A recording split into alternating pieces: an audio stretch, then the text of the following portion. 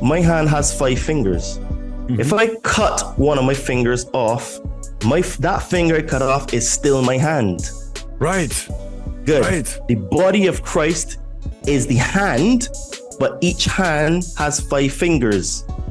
So when you cut off one of the fingers, it is still referred to as the hand. The reality is that we are all God. However, to understand our divinity, we need to work on ourselves on multiple layers. Right. We need to work on ourselves mentally, physically, and spiritually. Some consciousness from Enki, who was the serpent, because don't forget, the serpent is the giver of knowledge. So Enki gave them knowledge in hope that he can help them increase their consciousness to get mental freedom. That's probably gonna work out. But there are a lot of people, I'm not saying women or men, but there are a lot of people pretending to be an alpha, but they can't take care of themselves. If you can't take care of yourself, first of all, there's no self-love. If you are new to this podcast, please don't forget to like, subscribe, and to share, because that helps us to be recommended in the algorithms. If you would like to support this podcast, please check out our merch store on Amazon with the brand Todd and Me. We've got some cool t-shirts, tank tops, hoodies, and sweaters. Link will be in the description of this podcast. And if you're now starting a spiritual journey, you would like to start a spiritual journey, or you're currently on a spiritual journey and you would like some help removing some fears and traumas, please hit me up on my Instagram at Adriano_246, and it will help you to get some magic mushrooms. Enjoy the show and stay tuned, because we have some more great content coming soon.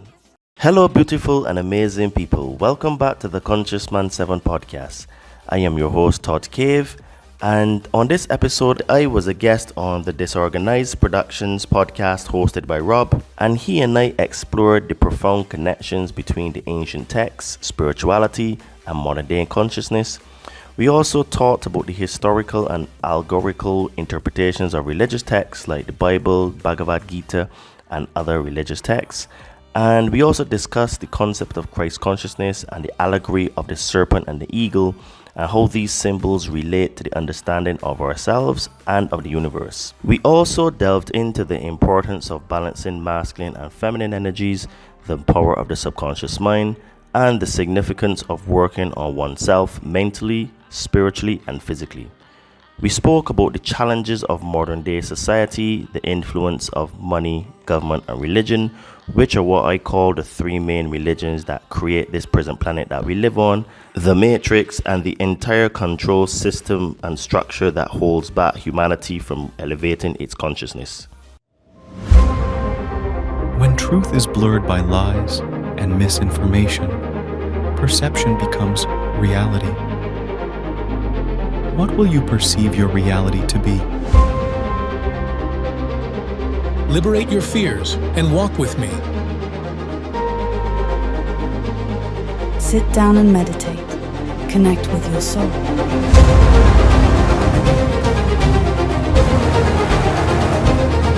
Be a monster and then learn how to control it. You gotta be willing to do the work.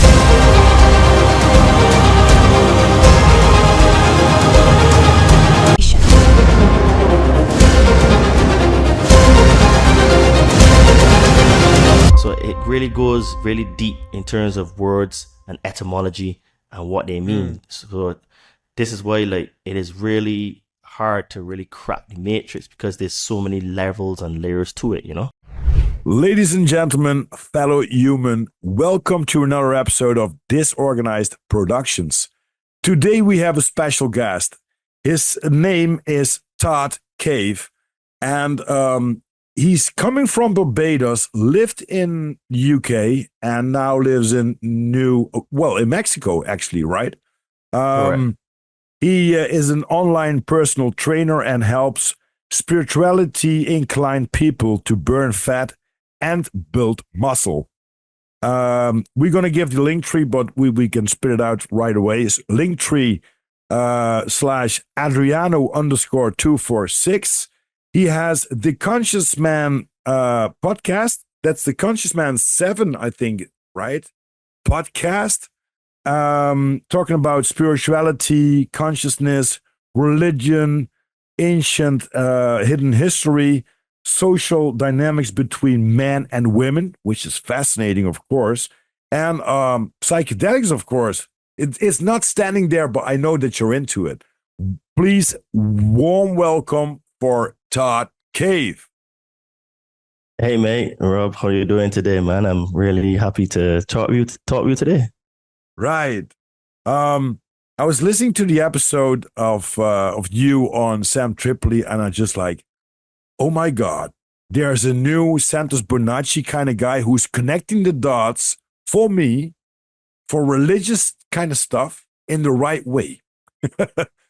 And I'm doing actually tomorrow a podcast with Joost. It's a Dutch guy.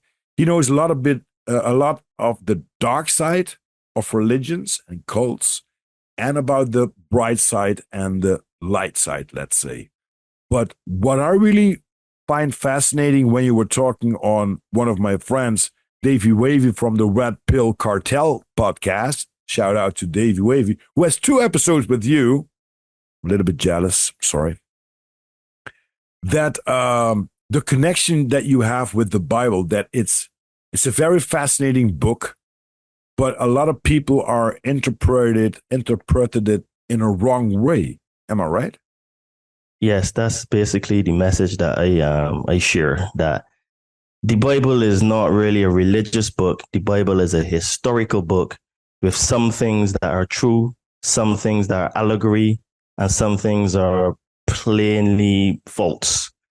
And it takes a lot of discernment to be able to connect all of the dots, because one of the things that really triggers Christians and religious people, to be fair, because I talk about Islam and I talk about Judaism as well, which is basically the Old Testament for Christians, is that the concept of God is really misunderstood. And the way I like to get people to understand is that, firstly, you have to understand that you have to look at the politics behind the Bible itself. You have to look at the history, when it happened, and then you have to realize that the Bible is a compilation of other books, and it has a lot of Sumerian texts as its primary sources. And one of the clearest stories is the story of Noah, which is the story of Zayasudra, which is in the Sumerian tablets. And that comes out of the Atrahasis. He was also known as Atrahasis, which means saved man, right? So the problem that people have is that they have been told a narrative, and they have been told that this is verbatim, inspired by God.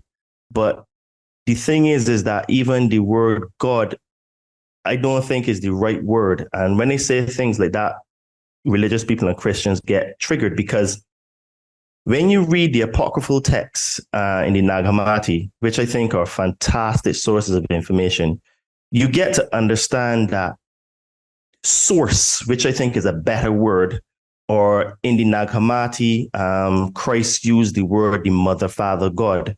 And Mother, Father means that it is both energies together, because God is not a sex. God does not have a sex, I should say. It is comprised of energy.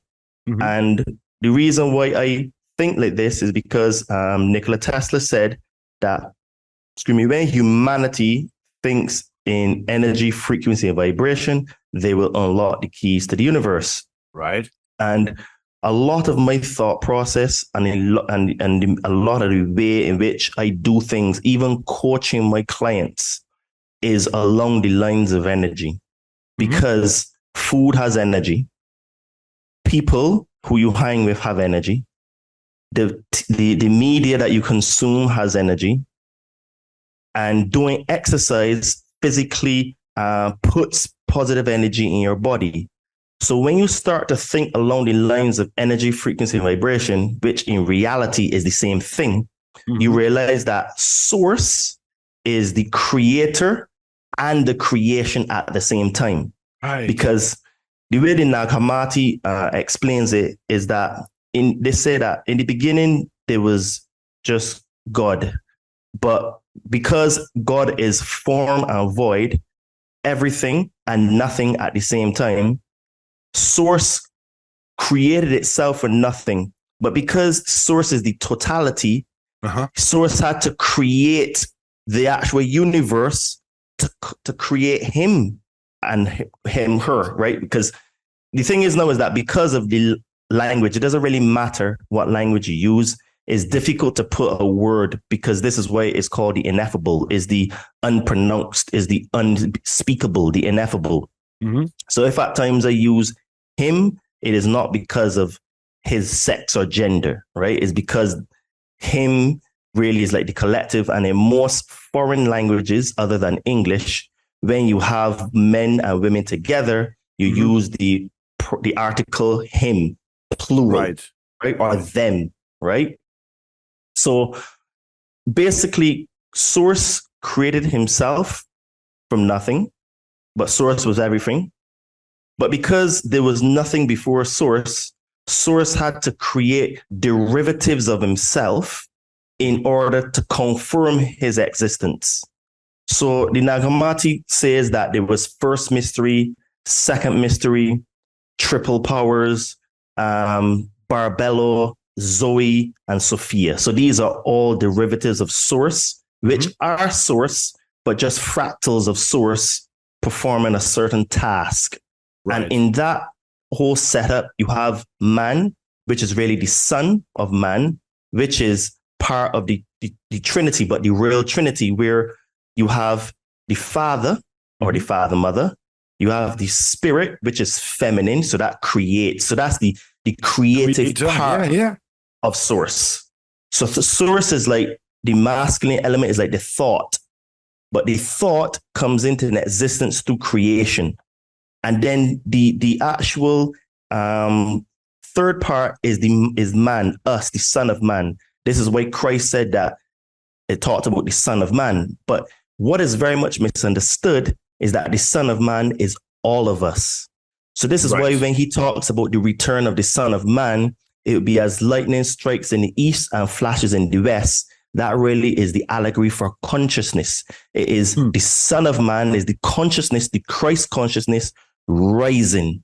It is not a physical person, because even Christ said, if they say that I have returned and I'm over there or there, don't believe them. So even Christ said he's not coming back. So the Christians think that this character called Jesus is coming back, when even his name is not Jesus. His name was Yehoshua or Yeshua. And people are incorrectly using the name, not realizing that the word Jesus is an actual egregore. And the problem is that an egregore is what we are creating. And that is basically a non-physical entity that is created through the feelings of a particular type of people, right? And the problem with that is that it means then that you're giving rise to something, is a non-physical entity or thought form that arises from the collective thoughts and emotions of a distinct group of individuals, which means that if you use the word Jesus, you're not using the correct name, but you're creating an entity that never existed. Because if you think about it, if we had a time machine and we went back 2,000 years ago when Yeshua walked the earth, if you were to see him in the street, hey, Jesus, how you doing, mate? Right. He'd look at you like, he would probably look at you like, who's he talking to? I would just walk away, right? Right. So people don't understand that the history of the word Jesus, right? And it took about 1,600 years to get to Jesus, because Jesus, it was a creation, the actual term. So the word Jesus was transliterated from language to language. It took about 1,600 years to create. Right. And in doing that, it means then that you are not really using the correct words, and words have meanings, right? Is it like character? Is it like they call absolutely. it, right? So what I always say, and I just had a podcast this weekend with Josh Monday. Probably you know him. I mean, Yes, Josh Monday. Yes, I had a beautiful. He's a Christian, isn't he? Yes, he is. Yes, I'm not. Well, I believe in something. I like the word that you pronounce like source. Yeah. I said also on a Firmamental podcast, I am copy paste Jesus. So I can read some things that Jesus had been going through. And for me, it's like, oh, he dealt with it like that. He was just normal. He wasn't preaching Christianity. He was looking at all different kinds of stuff that was been going on. He didn't like the system. He liked Buddhism. He liked Hinduism. He checked everything out. And for me, I'm God. I listened to your podcast on the Red Pill Cartel podcast, just like, yes, dude, dog. This is exactly what I'm saying for years. How I feel like I'm God, and I'm copy paste Jesus with the same things that could happen to me, or maybe I should read some things about him. Just like, wait a minute, if you want resurrection or whatever, read that chapter and stuff like that. It's like a guideline through life, but it's not something to hold on, because don't worship false idols. That's what I do when I take a book like, this is my idol right here. I'm going to live by the 10 commandments or whatever. I say whatever the fuck, you know? It's really fascinating. But please continue, because I like it. Because when did the name Jesus first popped up in history of his story? Well, that's a very good question, and I can give you the answer. So the entire process was a 4-step process to erase the official or Orthodox Hebrew, which was Yehoshua, which took nearly 1,600 years to evolve. So the first stage was the Hebrew Yehoshua, which was capital Y, capital H, capital W, apostrophe SHUA, right? Mm-hmm. And so what happened at first is the first redaction was that they took out the capital H and capital W in Aramaic. So this is where it became Yeshua, right? Oh. So then the second stage was that it went from in the Hebrew / Aramaic, it was transliterated into Greek to Iseus, IESOUS. Mm-hmm. The third stage was the Greek was transliterated into Latin, which was Isus. And this was in the 1611 King James Version, which had the Latin spelling. And then the Latin was transliterated into Jesus. This is why I say, and I get a lot of pushback from this, that the character Jesus never existed. There was a man that became the Christ. And if people are actually very observant when they look at the text, whether it's the apocryphal text or in the Bible, he's always called the Christ. Right. Not just Christ. You never use, no. Like it's not like a person, because otherwise you would call him Christ, because that's his name. Right. Correct. It is the Christ. There's a the behind it, which means that it is a spiritual office, or is a state of consciousness, or is a state of being. Because, for example, you have a man who becomes a president or a prime minister. So you can say that right now, the president of the United States is Joe Biden. He is the president. He's also Joe Biden, the man. So Joe Biden is the president. Yeshua became the Christ. You see, the definite article changes what it is. And when you observe how it is used, then you understand it is the Christ. Right. So another way I was able to connect the dots is that there's a book called the Bhagavad Gita. The Bhagavad Gita is talking about that tomorrow again, I think. And we talked about it before.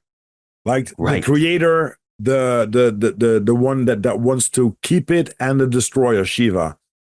Okay. So Now, the word Christ is Latin, which came from the Greek word Christos. When you translate Christos into Sanskrit, it becomes Krishna. So Krishna was the Krishna. In the Bhagavad Gita, he talks about Krishna consciousness, right? Krishna said that he was the Godhead Supreme Personality, which is what the Christ is. It is the personality of the Creator in you, expressing itself in the physical, right? So he talks about Krishna consciousness, right? So Christ consciousness comes from people like Helena Blavatsky and the Theosophists, and those type of. This is where it came out of the New Age. But the thing is now is that even in the New Age movement, because I read her book, there's a lot of things that make sense and some things that she doesn't really provide sources from. But with me, what I am able to do is I'm able to extract the things that resonate with me. Mm-hmm. Because there's a thing about when you hear information and when you start to become attuned spiritually. Christ said that when you hear something, you will know it's true because it resonates with you.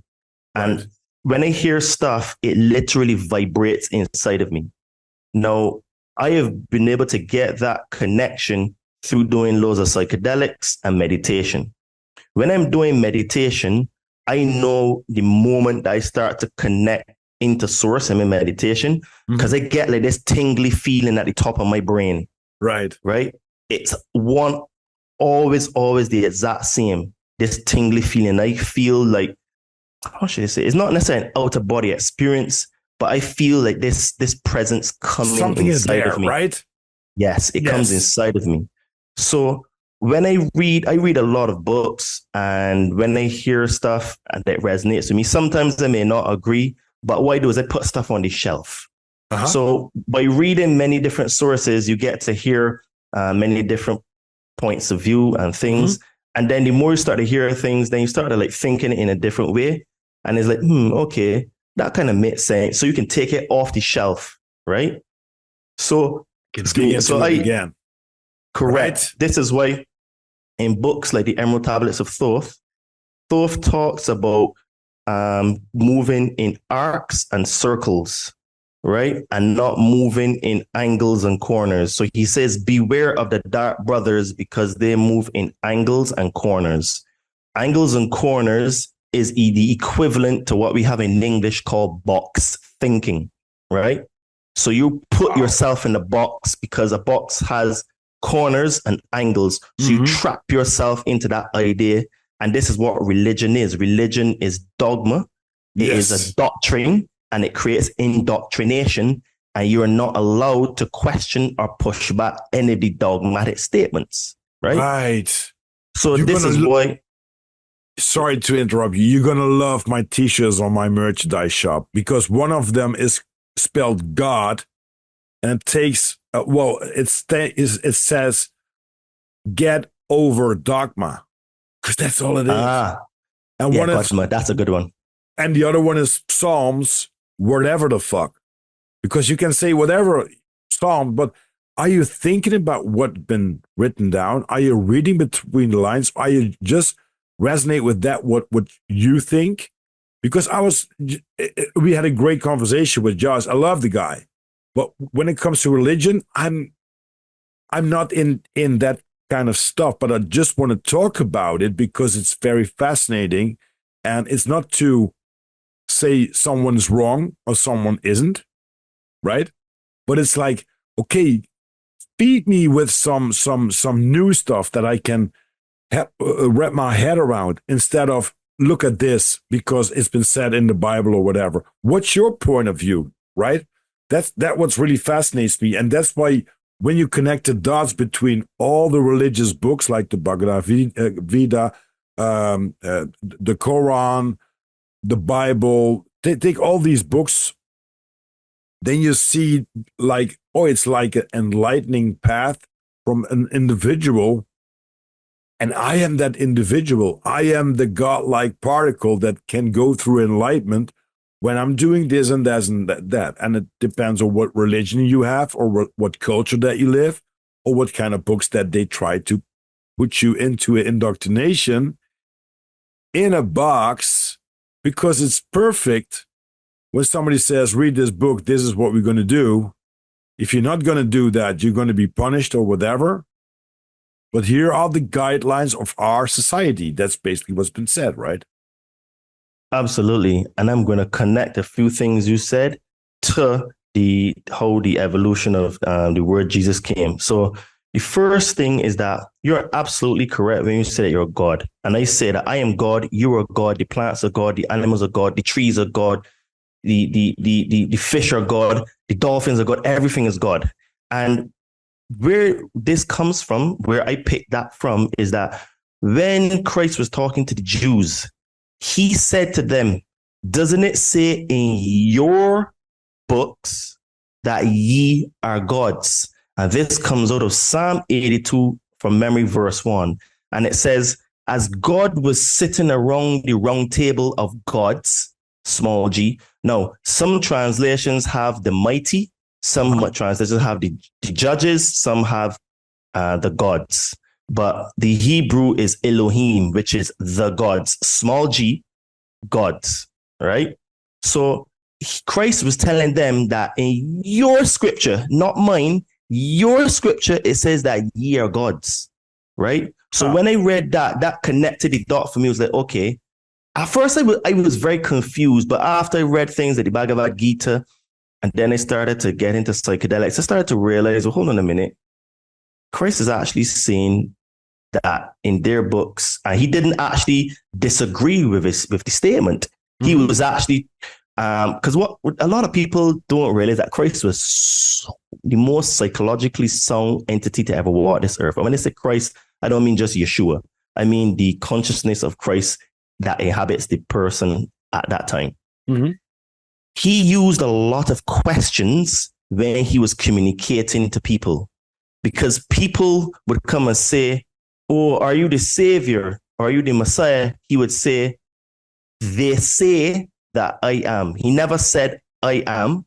He would says a lot of questions like, for example, the person with no sin should cast the first stone. So he will use a lot of rhetorical questions to get them to see what you're saying, instead of making absolute dogmatic statements. Because what it is that he always tried to not take anything for himself, right? So he would use inflections and straight questions to ask, to get them to see his point of view. Right. And the thing is now is that because when you read the Nagamati text, it makes so much sense, because then there's another thing that helped me connect, which is in one of the pyramids in Egypt, there is on the ceiling a lot of starfish, right? Now, if you understand starfish, you know that when you cut a starfish, if you splice one of the limbs off a starfish, that limb will go and create another starfish. But that starfish is not actually a clone. It is the exact same starfish. And that is what we are. You will see it. If you put in any search engine and you look at starfish and you look in the ceiling in the pyramid, you'll see that it's covered with several starfish. Wow. And starfish, when you look at it, there's not another clone. There is not a clone. It is the exact same starfish. That is what we are. We are the exact same because we come from source. We are a fractal of the source, containing the entire of the source, which gives us abilities like source, but we are expressing ourselves in an individualized manner. We are one mind, one body, one spirit, one consciousness. This is why Christ would talk about the body of Christ, right? Right. So another way to look at it is that my hand has 5 fingers. If I cut one of my fingers off, that finger I cut off is still my hand. Right. Good. Right. The body of Christ is the hand, but each hand has 5 fingers. So when you cut off one of the fingers, it is still referred to as the hand. it has the exact same attributes as the hand. It is made of flesh. It has bone. It has blood. Right. It is the hand. But it connected, it makes a fist. Right? Huh. Good. So you can't have a hand without 5 fingers. So that means that each finger is a hand. You understand? This is the allegory behind it. So when Christ walked the earth, when Yeshua, who became the Christ, walked the earth, he was the most psychologically sound entity. And as I was saying, that in the 1611 King James Version of the Bible, it was Isus that was used, right? Mm-hmm. So basically it was Isus, which was Iesus. So what happened is that after that time, the J consonant as we know it, it was not known in the 14th century. Both J and I use the Y sound, as in the word yes. So in Greek, Isus would have been pronounced Yesus. And in the Latin, Isus would be pronounced Jesus, right? So in the 18th century, the letters J and I were split into a consonant and a vowel, and J was adopted as the consonant letter. Now, since the new consonant J was closer to the modern Y sound, the letter J was chosen in the translation of Jesus. Mm-hmm. This is why I say that the character that we call Jesus never existed, which is one of the many lies that was injected in the religion to take us further away from the truth that Yehoshua was an ascended master who became the Christ in order to teach us how to get back to source. Right. This is why I say that the Christ is like a spiritual office one holds when they acknowledge the presence of the Mother, Father, God, or the I am presence, as Saint Germain calls it, inside of you. Saint Germain uses the I am because when you say the I am, you are invoking the God presence inside of you. So right. you can call it a consciousness. Therefore, Christ is God individualized in each of us and not a person. The Christ refers to the spiritual aspect of Yehoshua and of you and all people on earth, which is why we are taught to worship the man Jesus. Now, in all religions, or almost all, there's always a Messiah or a savior character. So this is injected into religion. Basically, the allegory behind it is like, you don't need to do anything. You don't need to do any work on yourself. Don't try to overcome your fears and traumas. Don't invest in yourself, get yourself in shape. Don't learn to do meditation. Do nothing. Just believe that someone's coming to save you and you'll be saved, right? Which is not actually what happened, because when Yehoshua became the Christ, he went through a transmutation process. He went to Egypt to learn there in Egypt. He went to Tibet to learn energy healing and Qigong. And then he went to India to learn the mysteries of fine arts and yoga and that kind of stuff, right? So he had teachings from the ancient mysteries in Egypt. And one of the Dalai Lamas confirmed that Christ was there because their texts, the ancient texts, are written in a language called Aramaic. And Christ used to speak Aramaic, right? Wow. So basically, big recap or small recap from a lot of things. Basically, we are copy-paste Jesus. When they wrote the Bible, it was about the character Jesus that went through a lot of things like consciousness, self-employment, self-help. How can I gain the best version of myself with meditation? What can I do with healing my own body, like Reiki, for example, Feng Shui, all these ancient stuffs that we know that's been thousands of years old. And he was interested in several religions to make up his own mind about, oh, this is the part I'm going to take that's good for me, where I resonate with, to get to more higher consciousness, right? Absolutely, because he studied Buddhism and he studied under the Hindus. So the Buddhist monks were in Tibet and the Hindus were in India, right? So exactly what you're saying. He fought with the Romans because he didn't like the systems at all. Right. He didn't like the boxes. Right. He didn't like the boxes. That's absolutely correct. So this is why I made statements like, you know what I mean? Religion basically gets you to relegate all of the work you need to do on oneself to believe that this savior character is coming back. Islam have something called the Mahdi, right? Which is the exact same thing. And they believe that what they call him Isa is coming back. And when Isa comes back, he will break the cross, kill the pigs, and basically go to war with the Jews. Basically, that's what they believe. But at the end of the day, it's a savior mentality, right? The Jews believe that a Messiah is coming because they believe that Yeshua was a false Messiah, right? Right. So basically, again, you don't have to do any work on yourself. Just believe that this Messiah is going to come back and he's going to save you. This is the mentality. And this is transferred into government, right? Because government is trying to become God. This is why in some books of antiquity, they refer it to government God, right? Right. Because think about it. We have a system now where people believe that the government is their friend. The government is going to save them and take care of them. So through the welfare system, people believe that the government is there to help them. Right. But what they don't realize is that's a trap. That's to haul you in so that you don't try to get out of your situation, because why the government is going to save you, and you're going to do whatever you need to do to keep receiving the money from the state. So if the government tells you, hey, Rob, well, to keep getting money from us, you're going to have to take your jabs, you know?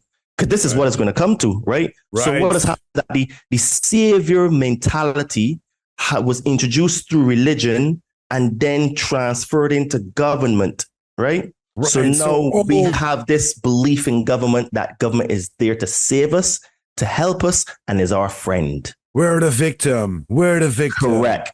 Oh my God.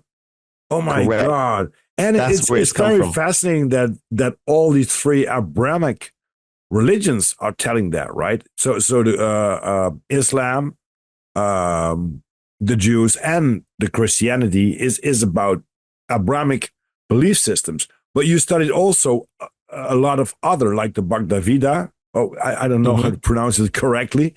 It's Bhagavad Gita. Bhagavad Gita. Oh, exactly. And the funny thing is, because Joost was telling me that in one of my podcasts, like few podcasts ago, he said, you know what it is? When you talk to people, there's not much keeping in your mind about the things that have been told about. But the Bhagavad Gita, the word, right? The Indian Bhagavad Gita, yeah. Bhagavad Gita, yeah. That's me struggling with my words. Dude, I struggled for a few weeks when I first read that book. So it's absolutely and Sanskrit is normal. So hard. The Bhagavad Gita, you know, just like that. But they sang it. They sing it. It's not like they right. And when you're listening to some songs that I didn't listen to for 20 years, I still remember the lyrics. That's why, and it's resonating, right? When someone is singing, it's resonation, it's frequency, it's basically Nikola Tesla, right? 369. We know absolutely. The frequency of the. So it's so awesome. So funnily, right, in the Emerald Tablets of Thoth, right, Thoth describes that basically what the 3 and the 6 are. I didn't write down the 9 because I forgot to, but he says the 9 is the Father, vast he of countenance, forming and changing from out of the formless, which is exactly how the Nag Hammadi describes Source. And then 6 is the Lord of Light, hidden pathway, part of the souls of the children of men, which is basically the spirit, right? Right. This is why Christ said that greater things shall ye do, right? This is what people do. You see, to be a Christian, and the thing is, I don't know how someone can actually say they're Christian. And the reason why I say that, there's so many denominations of Christianity, right? Oh, yes. So how can you actually be a Christian in the sense of like, there's like Baptist, Anglican, there's Catholic, there's Orthodox. There's so Orthodox. There's so many. Dude, they're probably over 100 denominations, right? Franchise. So, it's like a hamburger franchise, like Wendy's or McDonald's or KFC. Right. It's like, right? Right. So how can you answer in the affirmative that you're a Christian where you can't actually have a proper definition, because between each sect, there's some major differences and some subtle differences, right? Right. So this is why Christ said that greater things shall ye do. He's telling the people that, hey, don't mind what I'm doing. You're going to be able to do greater things than me. And you all are gods. But this is what in your scripture it says. So for repeating what was in their scripture, they said he was saying blasphemy, which is exactly the kind of mentality we have today. Because, for example, in David Rockefeller's memoirs, he actually confirmed that he is a globalist and that he's conspiring basically against humanity. Mm-hmm. If you say that, people in the mainstream will say that you're a conspiracy theorist, which basically will try to disregard everything that you say, but you are just quoting what was in his book. Yes. But by quoting what was in his book, this is the equivalent of what Christ did when he quoted what in the book of the Jews, and you were blaspheming from quoting what is in their scripture, similar to your quotation marks blaspheming against or conspiracy theorists in this situation. But you see the link to what David Rockefeller said in his book, right? Right. This is where even people think that what we have now is something new. This is why scripture says there's nothing new under the sun. Right. It is just a rinse and repeat cycle. This is why basically Christ was trying to say to them that all of us can become the Christ. And when we do that, all power and authority is granted unto us. Mm-hmm. This is why Christ used statements like I am, right? Which is basically invoking his God self inside of him, right? This is why his most powerful statements were spoken through the I am. This is why Christ said, I am the way, the truth, and the life. Basically, what he's saying is that, look, do what I do, right? So this way, right? This is the truth. And this will give you eternal life because you're copying. So when people are saying, when he was saying, eat of my flesh and drink of my blood, that is allegory for just do what I am doing. Right. Copy me, right? It is not physically eating his body or bread or drinking some wine or grape juice. So this is why I said before that everything is not literal. But the problem is that it takes so much reading to be able to see and decipher what is literal, what is allegory, and what is completely made up. Right. And what's cryptical, because a lot of things are cryptic. Correct. Right. So what I always say, and I said it to Josh Monday also, like there's one phrase, I think it's in the Bible. I didn't read the complete Bible, but it's like the kingdom of God is within you. This here is called the temple, right? So what I say is, here is my crown. I wear my crown as a king. I rule over my kingdom. When I open up my eyes, I have the God's consciousness. I create whatever I want to create. And if I vibrate and resonate with a high frequency, like love and authenticity and stuff like that, things will be all right on my path. I can probably instantly manifest things. But of course, we got trauma. Of course, we've been deceived sometimes. Of course, we got a lot of baggage and a lot of luggage on our back, like the monkey on our back, to get us going through the enlightenment state. What Absolutely. I figured out now is I'm really proud of myself because I start with drinking, smoking, drugs, or even with masturbating just to get the Christ oil up and get my magnet. I feel that I'm stronger every day, but I still now have this little voice.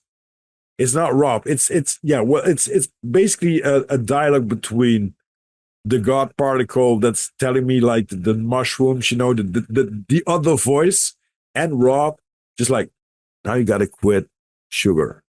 And eventually you got to quit with caffeine. When you go to Peru, to the Indians, and you got to do the ayahuasca, you have to be, now I know that I'm willing to sacrifice something for the bigger journey of me as a person, because I'm going to meet the divine creator of everything.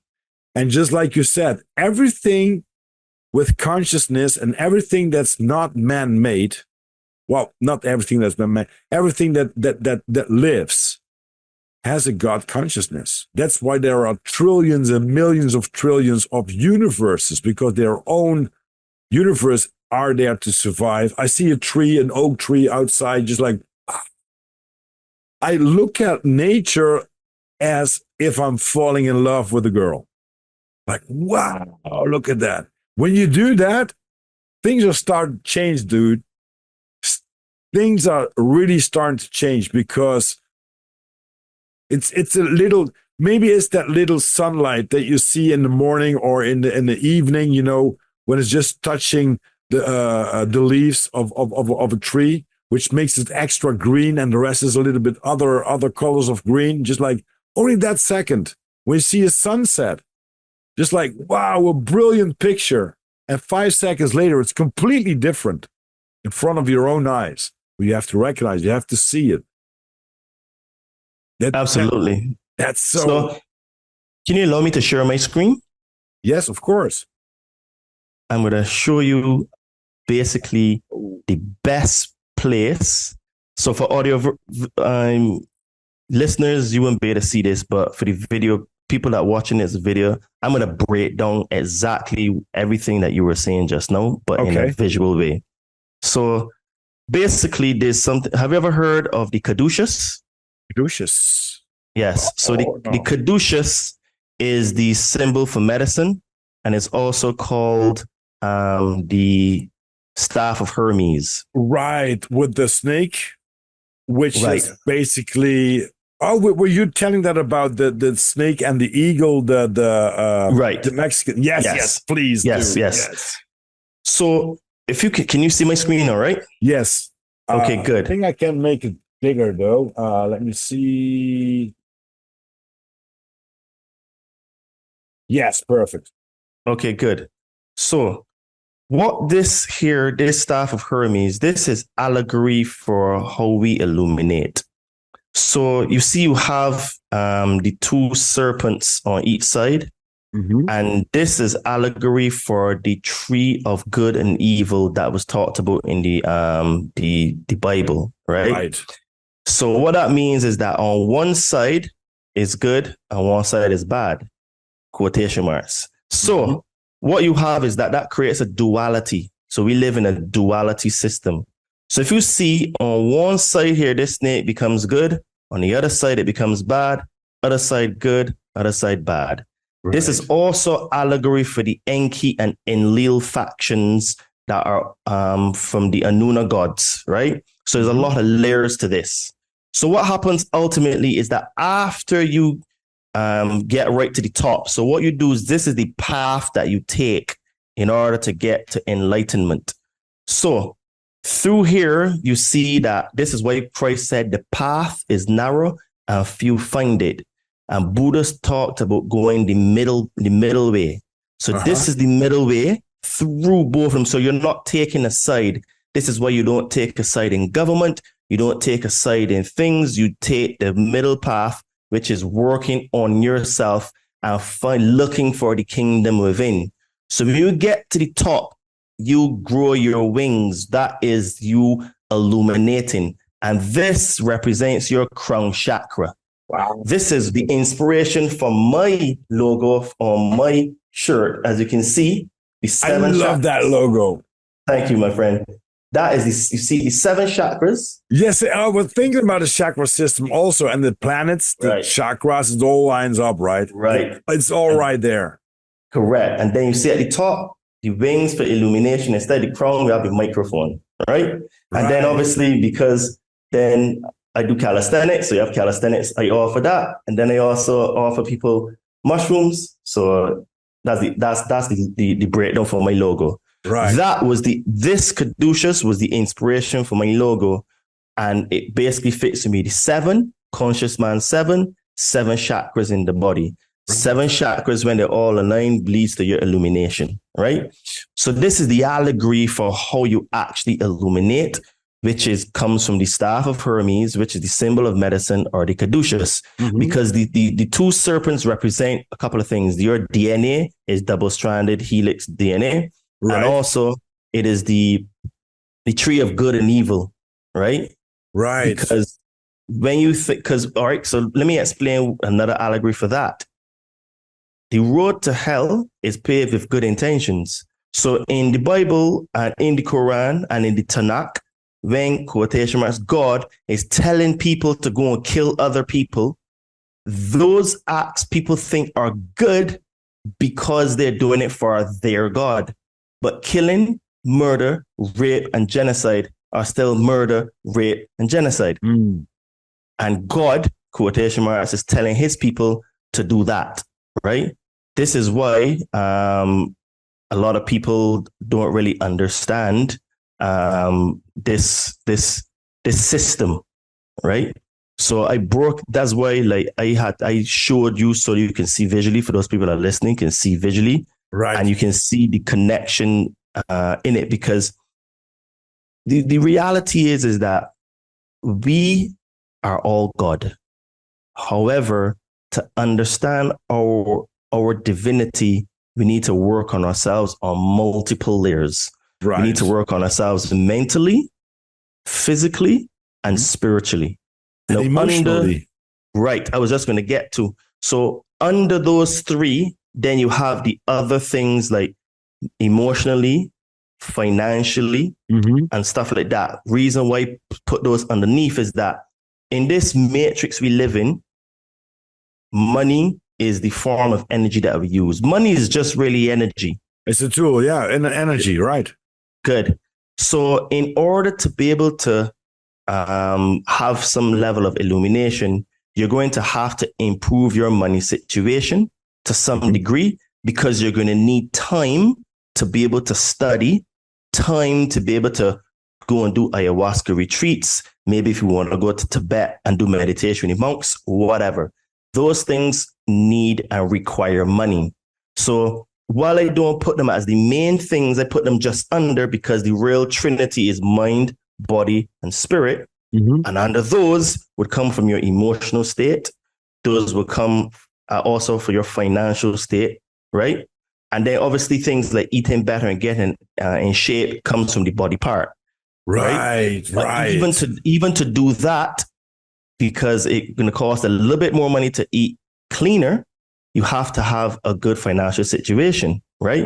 Right. Because crap food is way, way cheaper than actually healthy food. Oh, yeah. Right?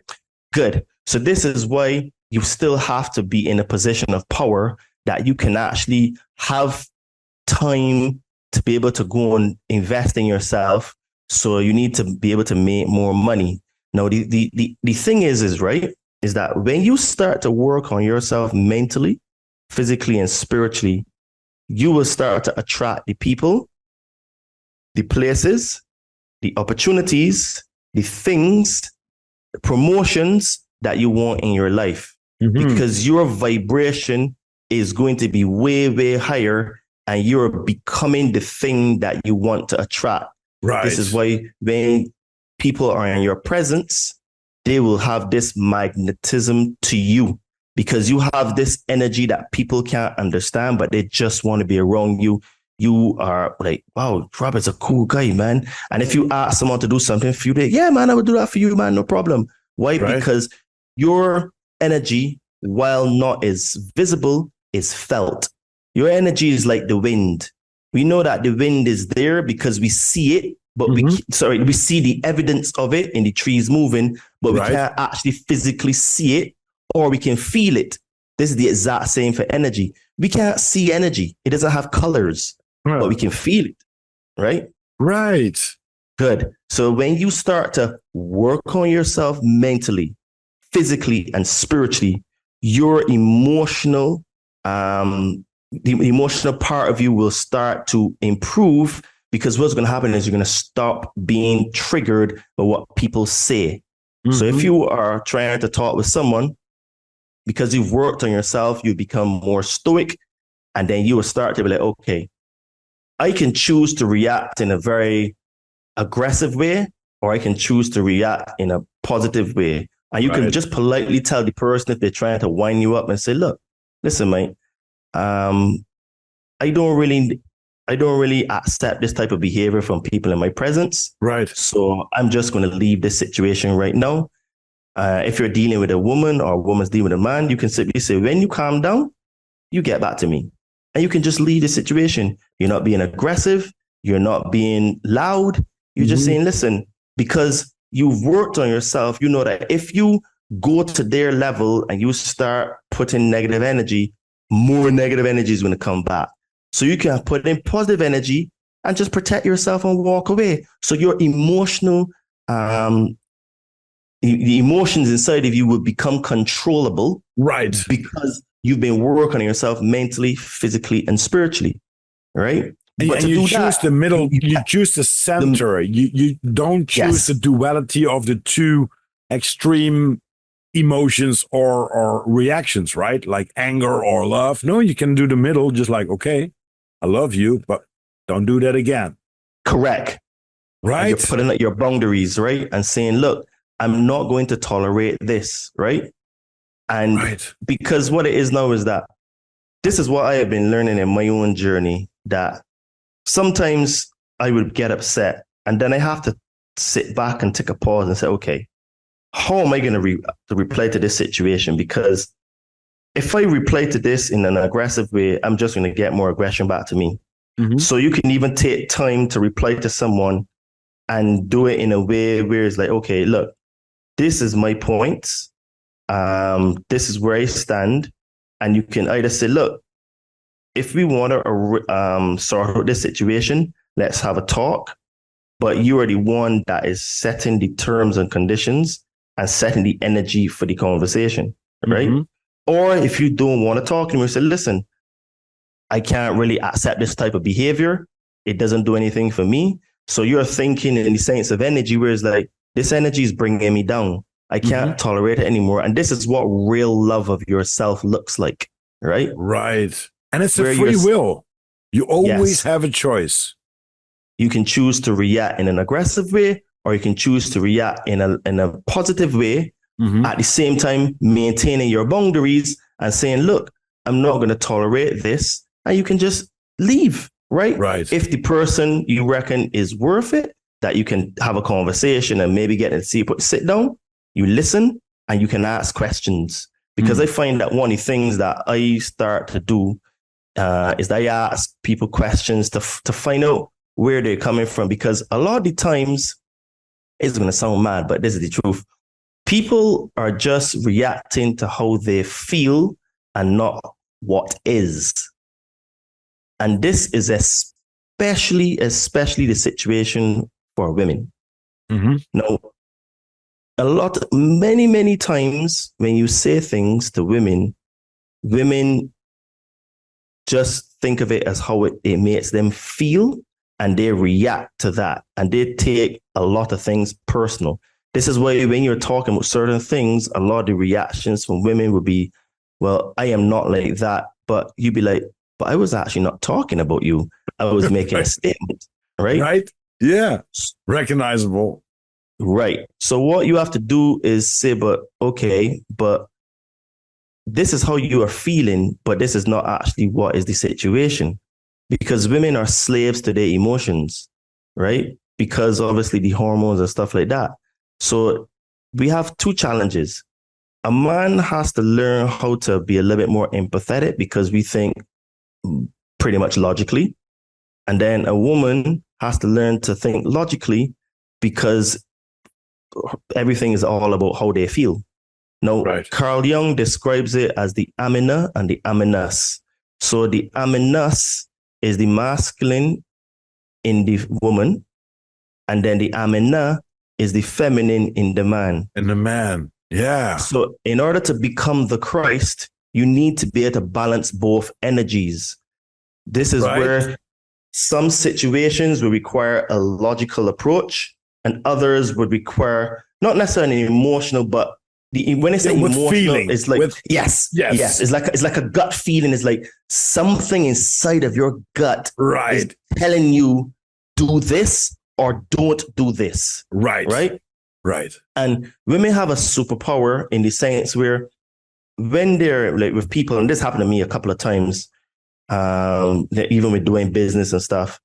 I remember the one time we went out, me and this girl, this years ago, and we met a couple of guys and stuff. And she said to me, Todd, I don't trust that guy. I said, but why? She says, Todd, I just don't trust him. Something doesn't feel right from him. Long story short, I ignored what she said. And that guy ended up stealing money from me. Right. We went to do a deal and then he still stole money from me. And I looked back and I said, how was she able to just know that? Right. But again, that is her intuition. Intuition, right? Yeah. The problem is that because women only think emotionally, not everything, let me phrase that. Intuition can be misread with the feeling they have because of the information received. You understand? Right. So what will happen is that sometimes their feelings cloud their judgment because it's not really intuition, it's how they felt in that moment, which was based on the information received. Right. On the flip side, sometimes, a lot of times, I should say, we men, we have like a gut feeling, but we ignore it because it's purely on facts, logic, black and white, reason, etc. Right. And then we want to do the thing because, well, this is the fact.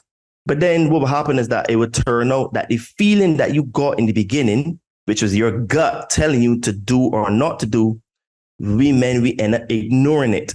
And we're going to do what we think is logical. But in this situation, the gut feeling should have overridden the logical approach. Right. So this is why I say that both sexes have difficulty and challenges in being able to balance the two energies because men and women think completely different. So this is why becoming the Christ is the balancing of those two energies to be in complete harmony, to be able to know when to use the masculine energy to make a choice and when to use the feminine energy to make a choice. Right? Wow. And it is just as difficult for men to follow intuition as it is for women to use logic. Right? I think a lot of people can recall that 100%. And it doesn't, and it hasn't been made easy for us with all the projections that we see on television and stuff like that. If you still look television, I think just like with the guns that they, once a year, stuff like that, they're gonna have a stand next to the police station and you can get all your guns out and they can get it for free, so there's no crime and stuff like that. There should be another booth next to it. Give your television away for free because that's the most powerful weapon there is in this world. Dude, television, I think, is more dangerous than a standing army. Because 100%. Because this is what I've started to realize. Mindset is the absolute most important thing for a human being. This is why in the Kabbalion, which was written by Hermes Trismegistus, who's also known as Thoth for the Egyptians, So, well, certainly Hermes Trismegistus said that the all is mind and the universe is mental. Mm-hmm. And this is why Christ said, through your belief, you are healed. Through your belief. This is a powerful words, because what that shows you is that in a lot of cases, Christ didn't actually heal people. And I know that that's a very controversial statement. So hear me out. Let me preface what I'm going to say, reason why I say that. I know I didn't say all, I said in many situations. Mm-hmm. So have you ever heard of the placebo effect? Of course. Yes. Okay, good. When normally, because the last set of drugs that they put on the market, they didn't do these tests, but in normal conditions, when drugs are brought to market, there is something called a double-blind placebo test. And you have two control groups. One group are given the actual medicine, and the next group are given either a sugar pill or a saline solution, right? And overwhelmingly, it shows that about 30 to 33%, is up to 33% of people who have received the placebo have cured themselves. Right? Which is showing you that your mind is much, much, much more powerful than we are led to think, been told, or we believe. So now, prefacing using the placebo, this is why I say that in many cases, Christ didn't heal people because people believed he was the Christ. And they believe that if they are in his presence, or they just touch him, or maybe just even touch his coat, not even physically touch him, that they will be healed. This is why there was a situation where one lady, she couldn't even get to touch him, but she just touched his garment. And he basically was like, someone touched me. Who touched me? Because he felt energy leave his body. Because in the Christ state, he would be just walking energy. So basically, people are believing, look, this guy, he can heal me. So if I touch him, I know I'll be healed. Notice this is the thought process. They're not necessarily saying this out loud, but in their mind, they're like, if I just touch this guy is going to heal me. So they believe, right? If I touch him, he will heal me. This is the power of the placebo, right? Wow. Well, it's the same power that we use not every single day. Probably we use it every single day, but we're not aware of it. But it's just like, when this and this is going to happen, I'm going to get that. It's the same thing. Like, okay, so when you have to work for a few days off, then you're going to get a little bit more money, and then you can go on a vacation. That's always the case. But because you printed it into your brain doesn't know what's reality or isn't. But you have to manifest it. And manifestation is quite a big thing for a lot of people, right? So you not only have to think about things, but you have to feel it like you already own it. And the 7 chakras, I know that my chakras from the belly up, they're quite good in balance, but down on the sacral and stuff like that, I thought that would be so open because I fed it so much energy, but I fed wrong energy. What's happening with the chakra then? You're going to destroy it. So you destroy a portal. I'm working on it right now with meditation and with breathing exercises and stuff like that. What does Todd do to keep all these things in alignment for yourself? Well, I do many things. So some of which are, one, I do exercise. So that helps definitely with my mental state. And because it releases endorphins in the body. Next thing I do is that I eat as best as I can positive energy foods. So more naturally produced food or organic, right? I don't eat processed foods. Junk food, but because I can find healthy snacks here in Mexico. And then I do meditation. So meditation helps me to clear my chakras. And then also what I do is that I do psychedelics to help me to work on my fears and traumas, because like I'm going to microdosing, ayahuasca, bufo alvarius, peyote, you know what I mean? Oh, So I gotta go to Mexico, man. dude, I got you, man. I got you. Basically, if you come, I'll be able to open the door to all these medicines for you, man. Wow. And that's one of the reasons why I love Mexico, because these things are just there because these come from the natives and it's part of their indigenous culture. So the Mexican government just lets them get on with it. And then, but you want to hear what the crazy thing about Mexico? Most Mexicans have never done any psychedelics, even though it's part of their native original culture, because obviously through colonialism, they were separated from mentally, because remember we're talking about the mind, to associate with these things of antiquity as part of being who they are, right? So that's the mad thing. So a lot of people in the West would want to have access to them, and a lot of people here have access to it, but don't actually use it. And some people, if they're super religious, would say that you're doing drugs, and they think that you're smoking crack and all that kind of stuff. Oh, so, yeah. I got some very concerned friends which are Christians and just like, oh, don't go to Peru. This is the devil's medicine and stuff like that. No, dude, I know what I'm doing. And I'm doing full throttle. I'm going, well, not full throttle. I'm very concerned about my own health, of course. That's why I'm doing this stuff. I've been getting out of the comfort zone for quite some time, and it brought me so much. And I'm still not there. I'm still climbing the ladder.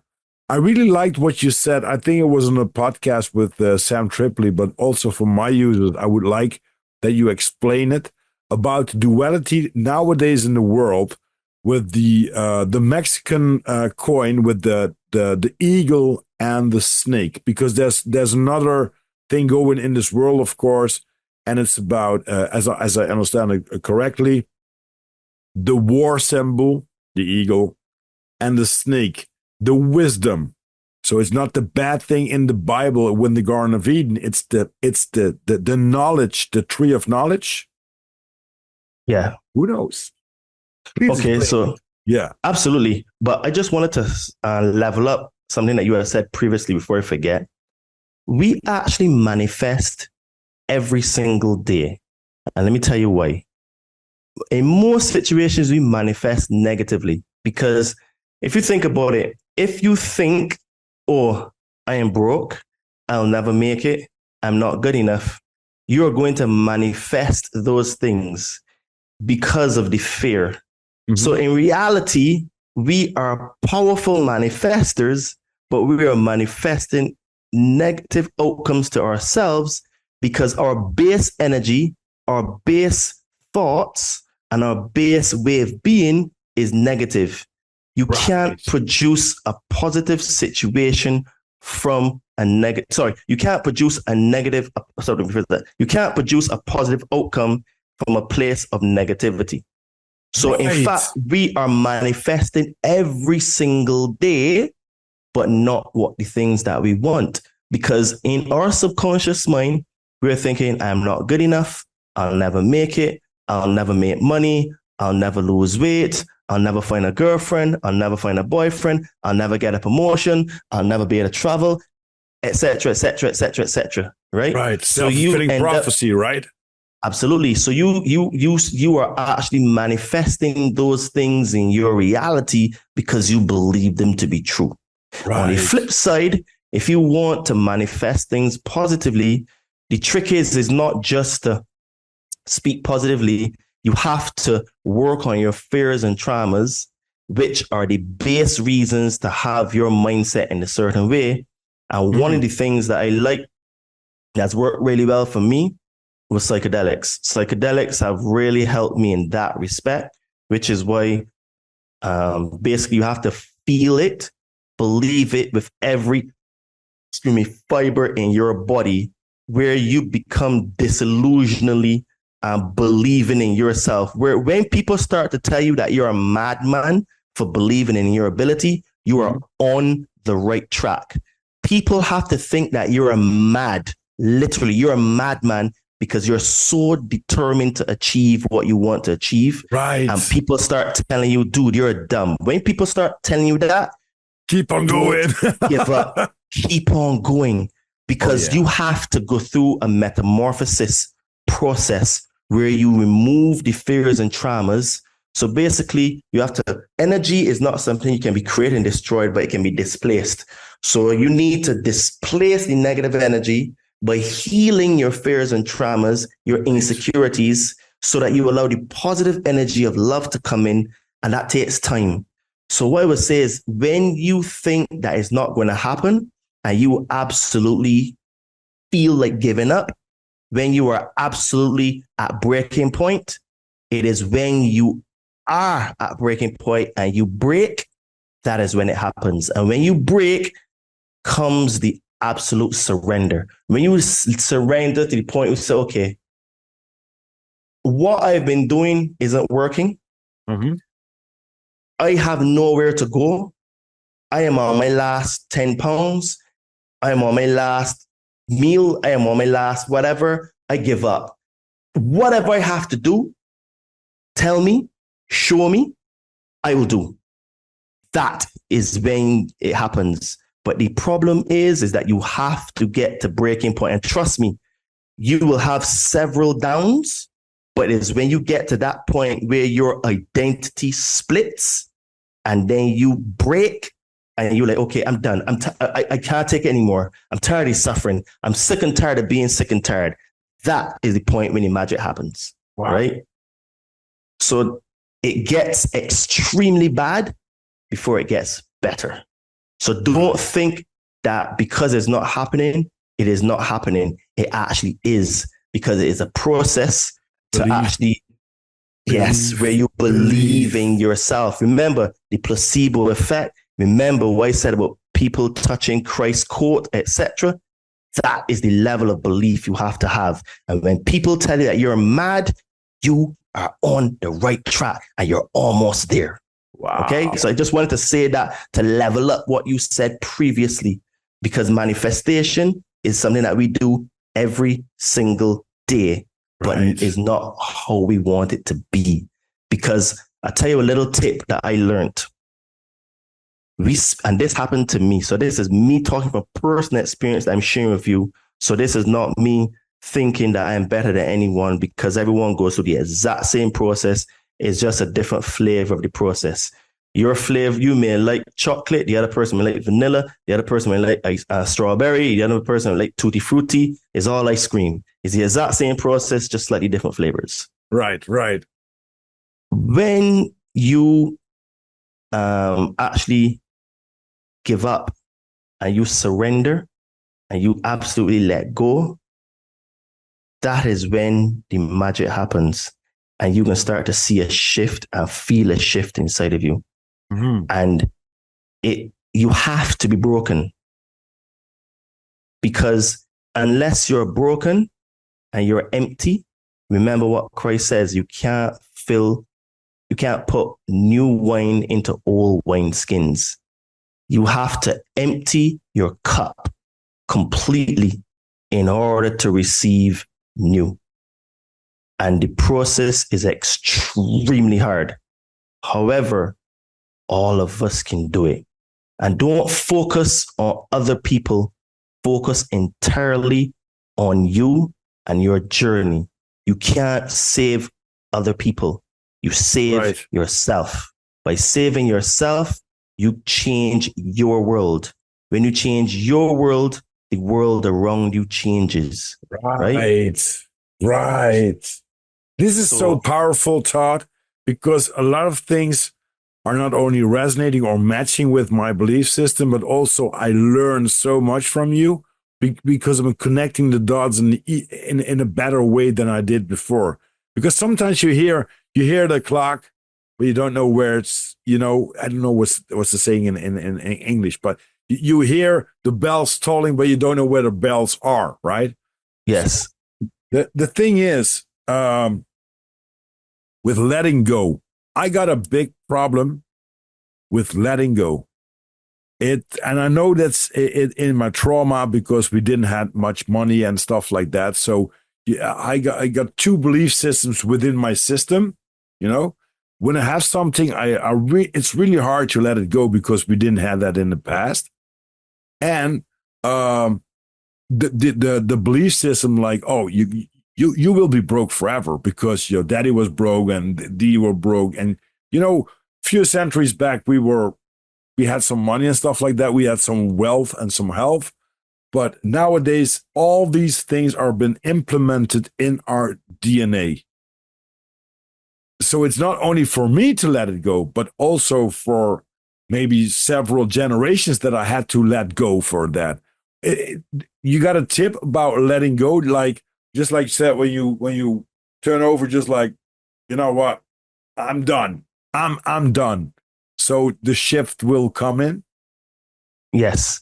So what you described was my actual personal journey.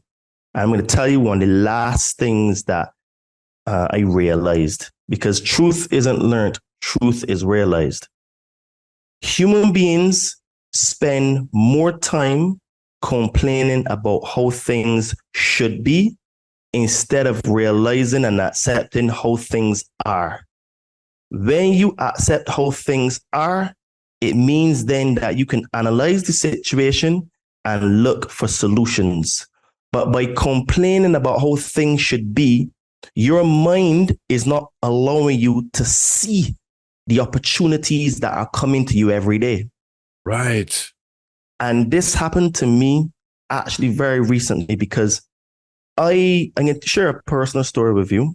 I don't mind sharing this publicly because, I want to touch, move, and inspire people to pick up their own cross and to become the Christ. So I have done podcasts for 2.5 years prior to me starting my own channel. And what's happened is that I found every excuse under the sun as to why I shouldn't have my own show, right? I've been on probably about 25 different podcasts before I did my own show. And what happened to me last year was that I just stopped everything.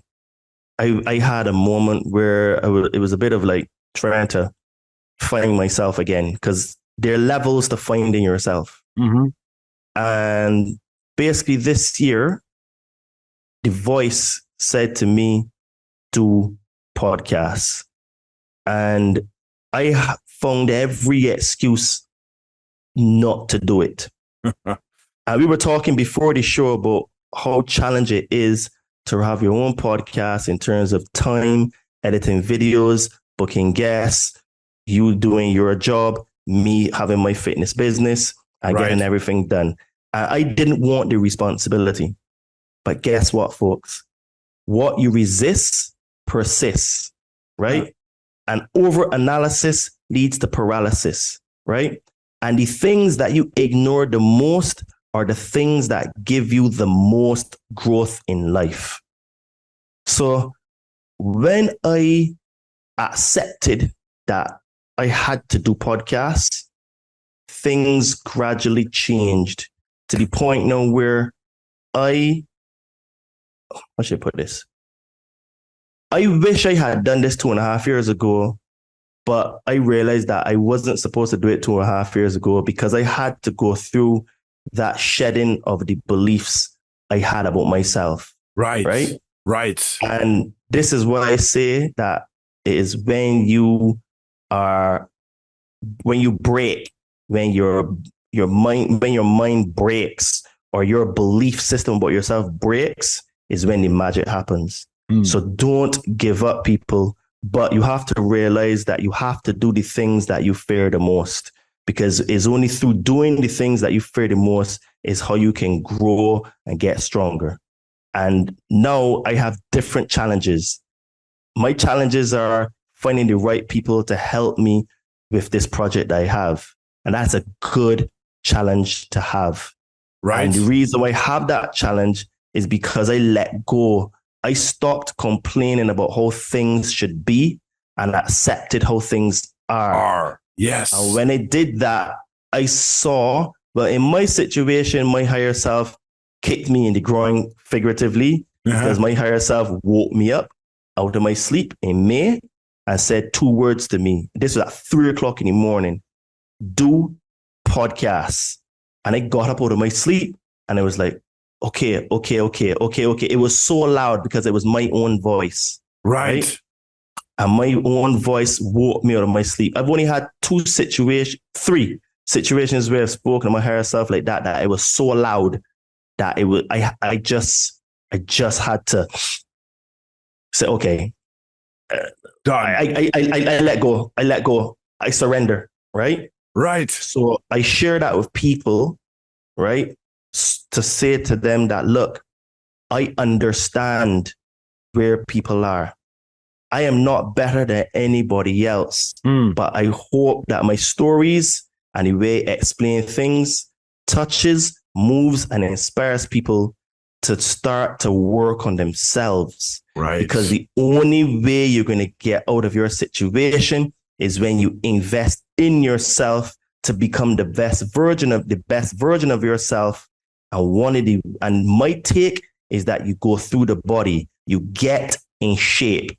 Getting in shape is just as much mental as it is physical. And in fact, I think it is more mental than physical, because in order to continue going to the gym, to continue following a meal plan and eating right and what's not, requires a strong mindset and a shift in your beliefs in yourself, right? Absolutely. So when you see a person that is in shape, that is hard work, sacrifice, discipline, and a strong mindset.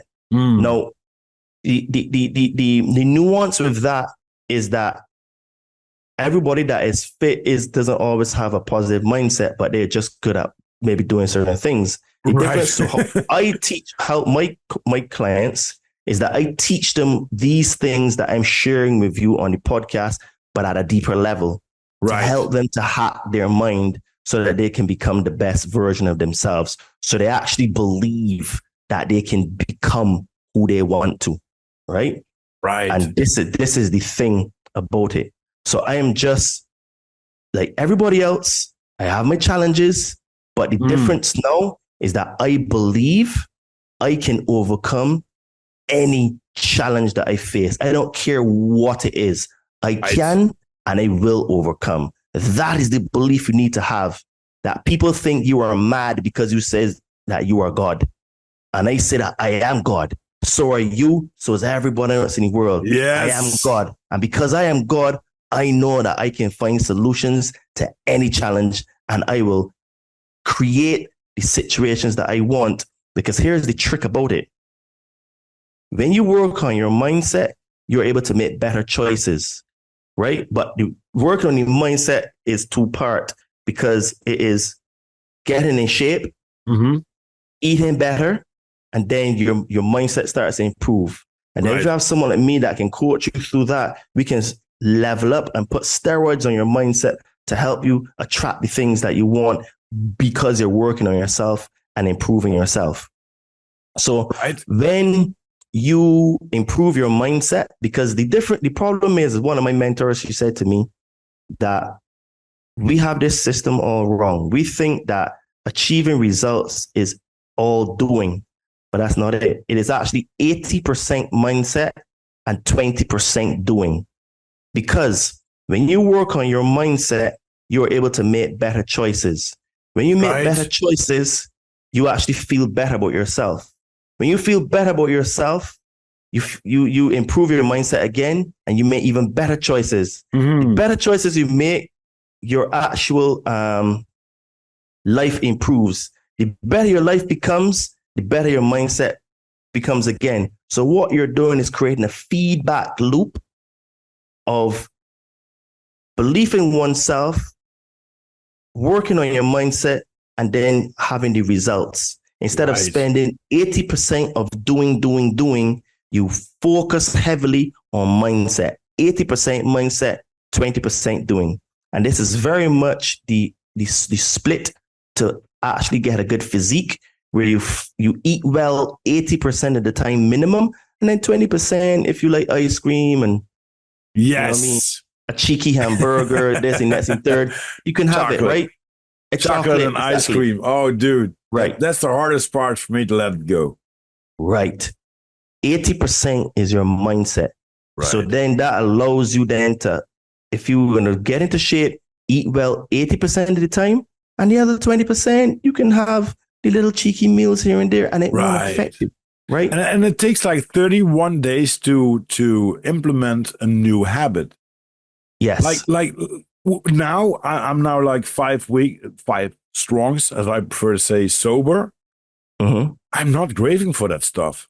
Well, eventually, if you would say, "Oh, Rob, great challenge, 6 weeks sober, 6 strong sober, you deserve a beer," I would really say, like, Is that really a praise? why should I drink that beer, right? Exactly.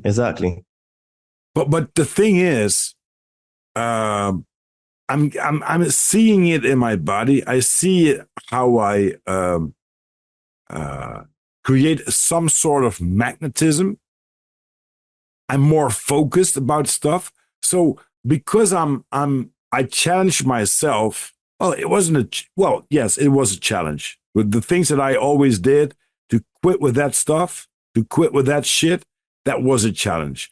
But every single day you feel the new endorphins and adrenaline, all that stuff is going to build up like, oh, wow.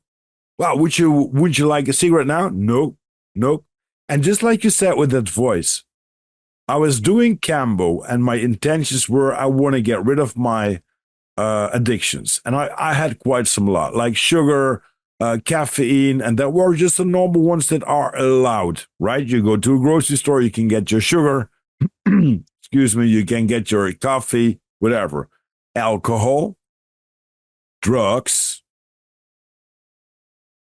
masturbating porn was the biggest one. I never thought, I said it in the other podcast, I could do everything. But porn, oh no, man. I don't have a girlfriend at the time, so, you got to choke the chicken someday. But that one that I'm now for like 4 strongs sober with that, dude, I'm like a walking nuclear bomb right now. And not in a negative way, but in a positive way about the energy that I got. I've been working all day. I came in, we text each other just like, just 50 minutes in. Can I tried to eat something. It was for the first time, like maybe 10 years that I ate something from a microwave. I saw your video on microwave stuff like that. Don't do that. I know I don't do that but I needed to eat something. I couldn't cook anything in 50 minutes. But the things you're going to get when you are willing to believe that you can change your life before it changes you, which is my quote. When you think about that, change life before it changes you, then you can do anything. And it's just the mastery to keep doing the stuff that you like to do, right? When somebody's telling me now, oh, you're looking great and stuff like that. Well, that's good. Or are you looking sober? Or when you post something on TikTok or Instagram, just like, oh, wow, love that, what you're doing and stuff like that. Or, wow, you're going to Peru? Yeah, I don't know how, but I'm going. It's all just like you said, starts in the brain. And I think it was Ben from the Unchained Brain, shout out to Ben, that was talking about, I think he heard that from Bruce Lipton, the guy which is very familiar with the brain waves and stuff like that with the mind. I think as a human, you have 60,000 negative brain thoughts a day. I can believe that. Right.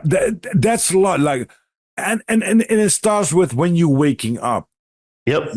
I'm not going to do this. Oh, it's raining. I'm not going to do that. But, yesterday you promised that. So there's a conversation going on with the unconsciousness about, hey, you told you to go to walk the dog. Yeah, but it's raining. Yesterday you told yourself that, but today you're just like, oh, it's raining. I'm not going to do that. So and it's really stupid. When you are working for a boss and your boss is going to ask you, like, would you please work an hour longer on Fridays or whatever? You probably say yes. Or when somebody asks you, oh, you're at the grocery store, would you please pick up that and that for me? Oh, yeah, sure, no props. Could you bring it too? Yeah, no props. But when you make an appointment with yourself, the highest fucking kingdom there is, the highest king or queens for you ladies out there, the queen there is. When you make a promise to yourself, tomorrow I'm going to start with decent food, no more sugar, no more da, da, da, da. We all fuck up. Facts. Right? Absolutely. And that's crazy. Why would you be 100% truthful through the other persons that you don't gain anything with it, but you're breaking your own promise every single day? That's the self-fulfilling prophecy also right there. Yep. Oh yeah. How many people are now? It's October, it starts to raining, the autumn comes. You know what? I'm going to start out with fitness.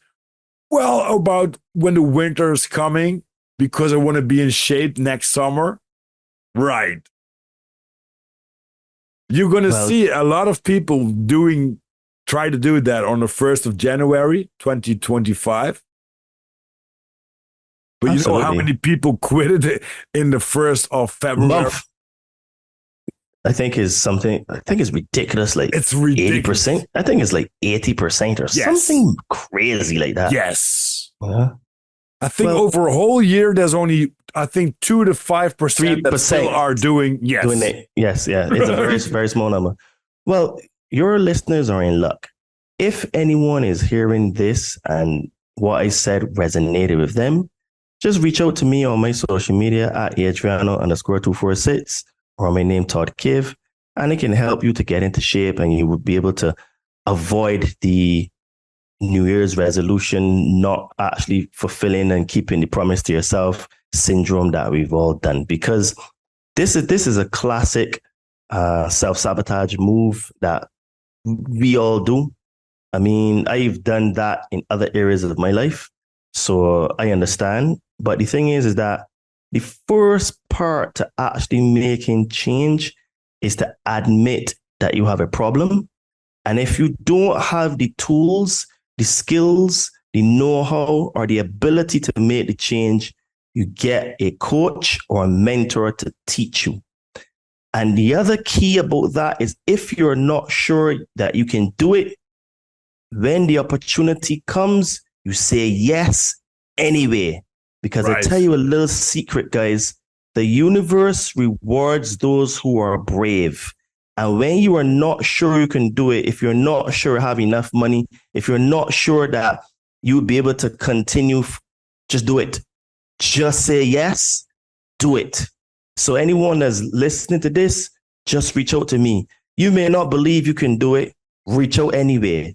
I'm telling you, there's something magical that I see with all of my clients, where some of them, actually, I say all of my clients, some of my clients, because some of them are not sure they can actually do it.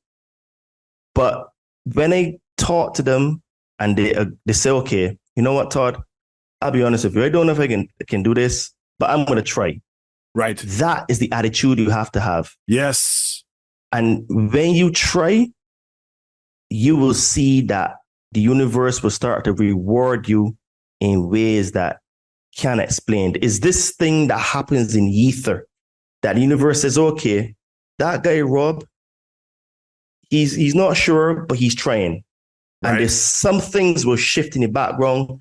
If it's like with money, you would end up getting a little bit more money from somewhere. If in terms of time, something will end up happening that you can just get that extra half an hour a day that you can work out on yourself. Something happens, but you need to be brave, take action, and believe you can do it.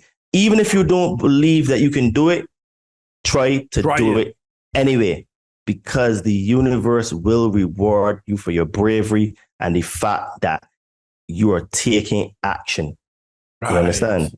This is how the universe works. Right? Exactly. I love this, man.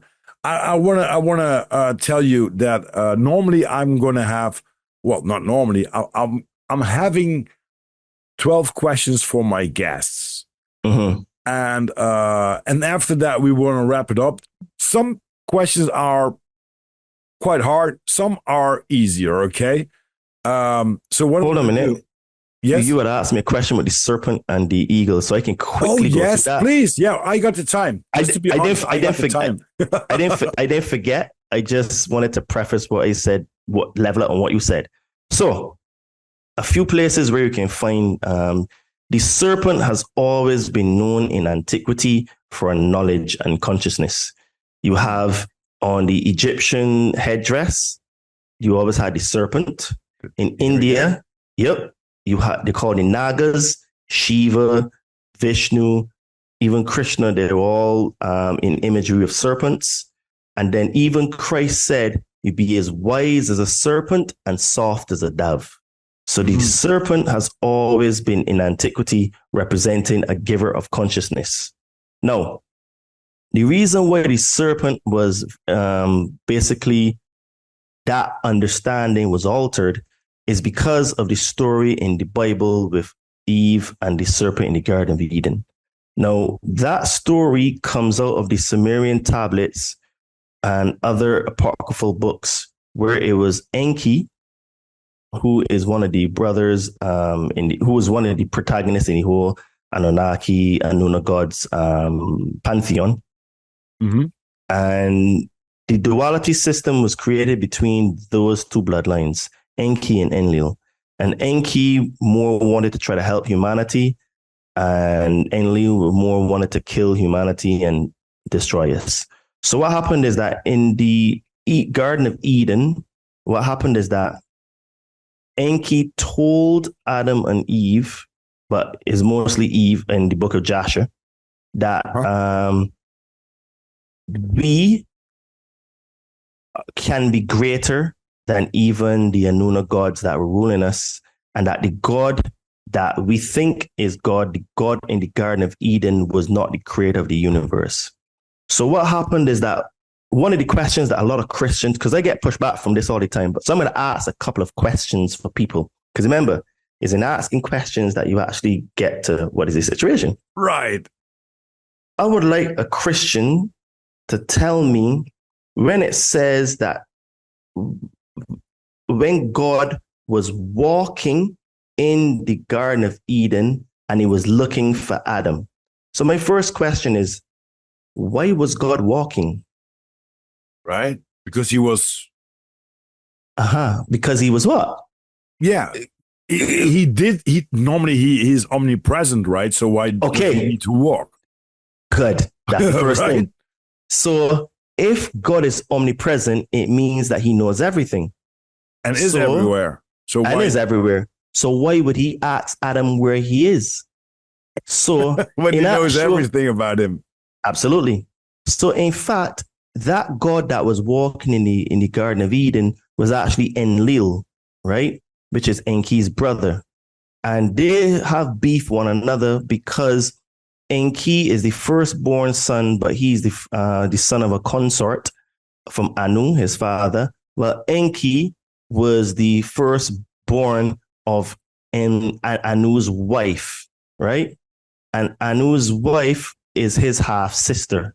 So this is where the whole intermarrying of bloodlines comes from that happened in Europe, where they were all marrying their cousins and all that kind of stuff, because this is a bloodline. Right. And they learned from the Anuna gods that this is what you do, right? So Enlil found out that Enki had told them, that Eve, that the God in the Garden of Eden was not the creator of the universe. And when he saw Adam and Eve had on clothes, and they realized their nakedness. So their nakedness is both allegorical and also physical, literal, because they were naked spiritually, because they were just slaves, right? And they were naked in the Garden of Eden, and they didn't know, and they were just working the garden because they were told to work it. And then when they got some consciousness from Enki, who was the serpent, because don't forget, the serpent is the giver of knowledge. So Enki gave them knowledge in hope that he can help them increase their consciousness to get mental freedom. So this is why the serpent, the normal understanding in antiquity, it was a giver of knowledge, changed it to become negative. You understand? Right. So then now when you look at the attributes of both Enki and Enlil, Enki is the warring of the two brothers. He was Lord of Air and Lord of Command, and one of his symbols was the eagle, right? So this is why you see that there are many countries today have eagles in their imagery, either their crest or their flag, right? So you have countries like Armenia, Egypt, Russia. You know, you have other countries. Germany. You know, Russia has the double-headed eagle in their, I think, is their coat of arms, right? And then some other countries here will be Austria. Where did that guy that created World War II come from? Austria, right? Yemen, Indonesia, Syria, Iraq, Palestine, United States. These are all serpent consciousness, right? Which is the warring faction. Now, the serpent, the snake, which is representative of consciousness. This is why you have in Mesoamerica, you have the plumed serpent, which was known to the Aztecs as Quetzalcoatl and the Maya Kukulkan, right? And basically, he was just a winged serpent, the plumed serpent, right? The cosmic serpent. Right.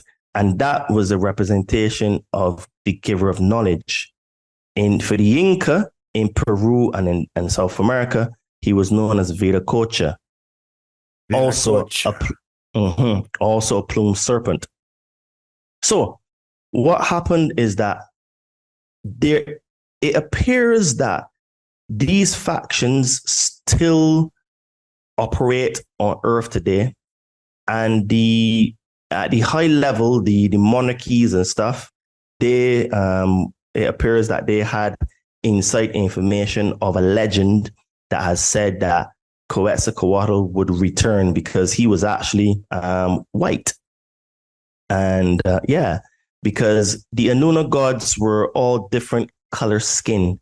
And I equate looking at these attributes and how it basically describes. I would say that the Anuna gods or the Anunnaki were basically advanced humans. And they look like us, just bigger than us, because it says the fallen angels fell to earth and they had sex with the daughters of man. So how could they have sex with the daughters of man if they didn't actually have male genitalia, look like a man? And in the Sumerian tablets, it talks about them getting upset, having sex, drinking beer, creating humans, going to war. Well, these are all things that humans do. So they will have to look like us, isn't it? And then also, what does it say in the Bible? It says, let us make man in our own image, right? Right. So if God is saying, let us make man in our own image, that means that God will have to look like us, right? Right. But these are the Anuna gods, right? With a small g, not big G as in create a universe, right? So basically what happened is that Thoth, who was Enki's son, he was the one that was trying to help humanity. He was also known as Hermes Trismegistus, and some information shows that he was actually Buddha. And he reincarnated several times to come here to try to give knowledge and stuff to humanity. And after he and Marduk went to war, he was expelled from Egypt and he went to Mesoamerica. And he brought knowledge and consciousness to Mesoamerica. Now, he got tricked. There's a story thing. I can't remember if there's any Papal Vu. Can't remember. But he got tricked by a being. And I think he got drunk or something like that. And then he was so embarrassed that he fled Mesoamerica. But he said he will return. And in actual fact, he was actually white because, like I said, the Anuna gods are all different color skin. This is why we on Earth all have different color skin, because they were all different color skins. Some were like albino, some were like white like the Nordics, some were black like the Africans, some were yellow like Chinese. Yeah, well, yes, exactly. I was just about to say that. So we are all basically a collection of extraterrestrial beings here on Earth. What happened then is that because he was the giver of consciousness, it appears that the conquistadors had inside information, knowing that when they go to Latin America, that they would be accepted. And this is why the Maya and the Inca and all these people accepted the Spaniards and the Portuguese with open arms, because they thought it was their gods coming back, and they brought them into their establishments and gave them gold and food and all that kind of stuff, and they end up being conquered. Right. So what's happened is that the Enlil faction, and this is very, very much shown on the Mexican peso, because Mexico has Teotihuacan, and Teotihuacan was the equivalent of, like, I don't know, I would say like London or New York. Right, like a big capital of the world. Big, yes. And that was for consciousness and teaching, for education, right? So you want to grow and learn all of these things, you go to Teotihuacan, because Teotihuacan actually means the city of the gods, right? Right. Because Tehuti is also known as stove, and Teotihuacan has in the name Tehuti in it, right? So basically what happened is that on the Mexican peso, you have an eagle with a serpent in its mouth, and the other part of the body is serpent in its claw. And that is a symbolization of the eagle consciousness taking over the serpent consciousness and basically wiped out from Latin America all the higher levels of consciousness that people had at the time, right? Right. And this is where the is very well captured, right? So this is why you have all of these countries that have the eagle in their coat of arms, their crest or their flag, or warring, violent countries. And here in Mesoamerica, that loving consciousness, or when I say loving in the sense of like higher levels of consciousness, that's a better word to use, right? Because they were taught, right? Excuse me, that entire consciousness was wiped out. And remember what we're saying, that in Mexico, people have access to these medicines, but the vast majority of Mexicans don't use it. So this is to confirm that the medicine was given to them as a way to help in them spiritual journey and to level up. Right. But they were given religion by the conquistadors, which is one of the tools that the Anuna gods use to mentally enslave us. And what I call the three religions were given to humanity to take us, to make us think that we are sinful, we're not worthy, and we're just some insignificant piece of thing, that the only way we can be saved is if a savior comes to save us. And the three main religions that control and create the matrix are the religion of government, organized religion, and the religion of money. These three religions are what create the matrix and are very, very powerful in our mental slavery. Because think about it. People believe that the government is their friend and they're there to help them. And I know that in the Netherlands, for sure, there is a very huge amount of people that believe everything the government and the media say. And this is why they injected themselves with lethal poison, most of them. And they agreed to all the measures that the government was doing during lockdowns because, well, they just believed. Right. Then you have the religious camp that will push back vehemently against the things that I share because their religion tells them that the things I talk about is devil worship or blasphemy. So they're unable to see that what I am trying to show people is that you work on yourself to become the best version of yourself and start relegating your power to an entity outside of you instead of realizing that the entity is inside of you, which is what you were saying about the kingdom is within, right? Right. Then you have the religion of money, where people will basically believe that they would do anything for money in order to get riches and fame. This is why people sell their souls, but some people literally sell their souls in satanic rituals. Right. Or the body, OnlyFans. You took the words out of my mouth, right? Right. So people would do that. And then digital prostitution. I call absolutely. it. Yeah. And then other people become gangsters and go and kill other people for money. So that is their religion as well. So those three religions are what create the matrix, right? And those are the tools that the ego consciousness, right? Because in that ego consciousness on the pantheon, you have Enlil, you have Ninurta, you have Nanasin, you have Shamash. All of these are all Satans. And the word Satan just means adversary, right? Right. So Satan is not this character with a pitchfork covered in red flames, and he's there trying to think. In actual fact, the Satan is inside of you, because 100%. It's your you choose to your ego. Is your ego or bad? Yep. And I can't remember what native tribe in America said this, and he says that you have two wolves inside of you. And he says, who you are will determine on which wolf you feed.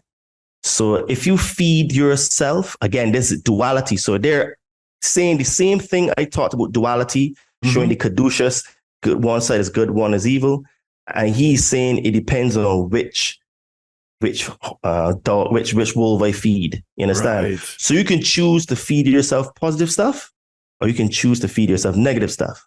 Right? Exactly. It is your choice, right? So my point is that all of these Anuna gods were Satans at a time, and they all collectively helped to create the matrix that we have, which is governed by money, religion, and government. Mm-hmm. And at each point in time, and they all fight against each other, because it is similar to the Lord of the Rings story, where they're all battling for power for the Ring of Solon. The Ring of Solon is a representation of us humans, because they want ultimate power and control over us, right? So they will do anything to get control of this planet. This is why they're going to extreme lengths, because they want to know everything about us. This is why they have us trapped in a digital matrix with social media. This is also cities, all that stupid stuff. Absolutely, right. And they're chipping everything. They're putting microchips into blenders, TVs, fridges, stoves, vaporizers. I saw it have vaporizers already. Everything.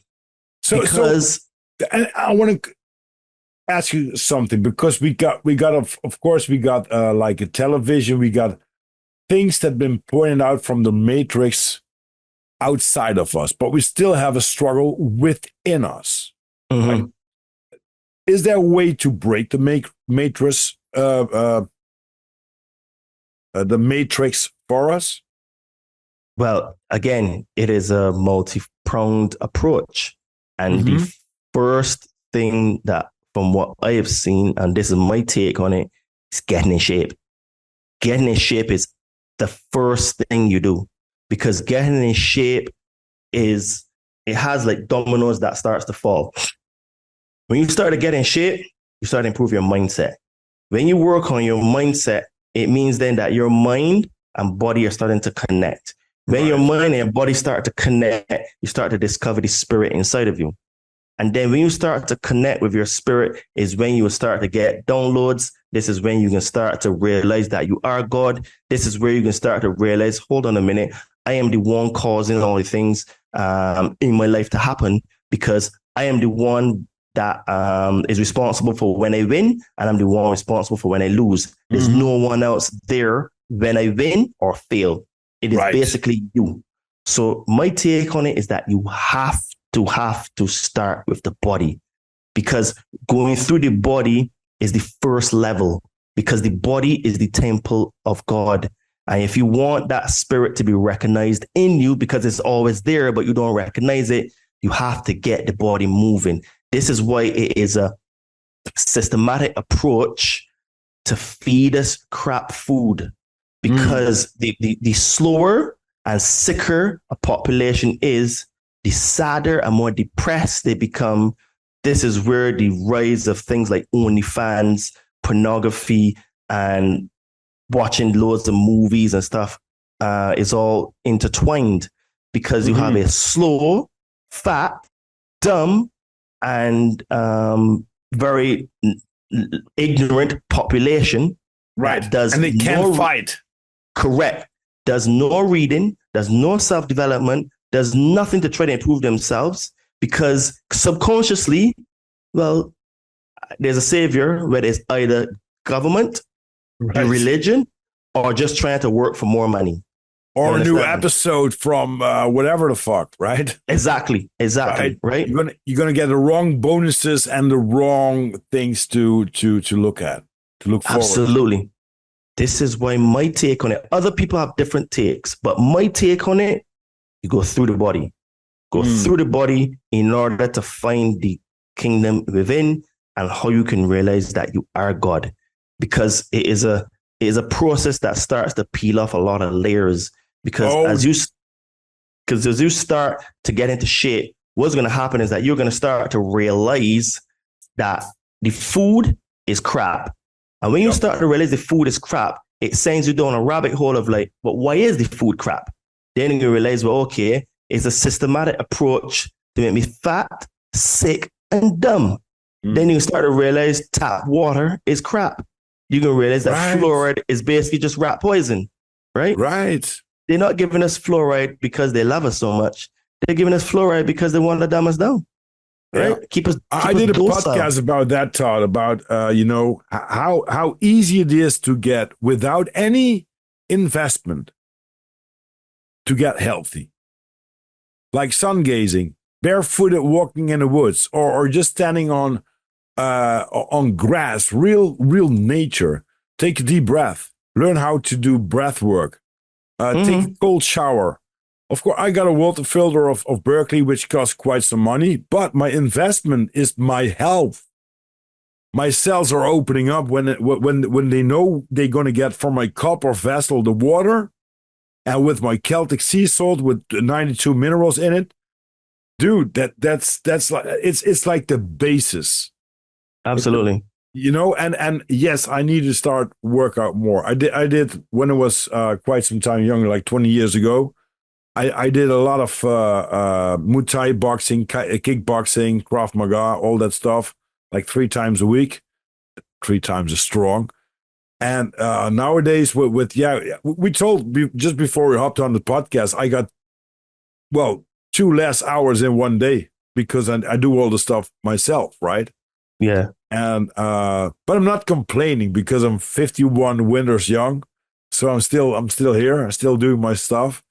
And when balance comes, when you take the offer, it's not an offer. When you do the stuff that really resonates with you, like we're doing the podcast after I went from work, but this is no time that's going to count. Like, is it almost time for coffee? Is it almost done? No, I'm going to edit the stuff. All that stuff, gives me energy. And eventually, when you keep on going in that momentum, it will eventually pay off 100%. 100%. Yes, it will. Even if it's just like, and I think you have the same perspective on the same brain thought as me, when I can help one person that listens to this podcast, like, I want to read the Bhagavad Gita. I want to gaze at the sun. I want to know more about scripture. I want to know more about what he said about Jesus. One thing. I'm done, man. That's all I need. That's if it's more, if it's, and I think it's good to get into the 12 questions that I have for you. Yes. Yeah, go on. And from this point of view, I just want to ask you to do a part 2. Maybe when I'm back from the jungle or just before I'm going to hop on the jungle, because I love this kind of conversations. We can, I was listening so much to you because there are so many things that's so cool. All right, 12 questions for my guest. Todd, what's your definition of the devil? My definition of the devil is me and you. We're all our own devils, right? Yes. Because think about it, right? Who inspires you or who tells you to do bad things? You do. Okay, you can get influences from things like TV, but ultimately it's still a choice. Yes. Right? So Yes. the choice comes down to you. So you are both God and you're both the devil, which is like what the Native Americans said. It depends on which dog you feed, right? Right. So you got the second question already been answered. So what's your definition of God? It's you, right? Yes, it's me. Yeah. What's your interpretation of value? Well, value has many different interpretations. So to make this one slightly controversial, because that's just what we do, men are born with zero value, right? Because men have to become and women are born with the value. So men have to become and women just are. Women are born in the mountaintops. When a woman gets 18, when a girl gets 18, she's at the mountaintops. The man starts in the valley, right? And a woman has to protect her chastity and not sleep with too many men before she finds the man that would actually wife her. Because this is the thing that a lot of people don't understand. A man's journey and a woman's journey are completely different. Right. Men and women look for agree. different things. Yes. Yes. For a man, what most men are attracted to is youth, beauty, and fertility. That is what most men are attracted to. So, but in order for him to attract a woman that has youth, beauty, and fertility, he has to go through what is called the hero's journey. He has to go there, work on himself. He has to get personality. He has to get a character. He has to be able to talk to women. He has to come off as not as a freak. He has to have, not be rich, but has some sort of decent money that he has disposable income. Right. Because, he has to take care of himself. Accountability, credibility. Yes, because think about it. When women go on dates with men, most of the time women don't spend a penny. Most. Oh. Men are the ones that spend the money, right? Now think about it. He has to have a job that is good enough that he has disposable income, right?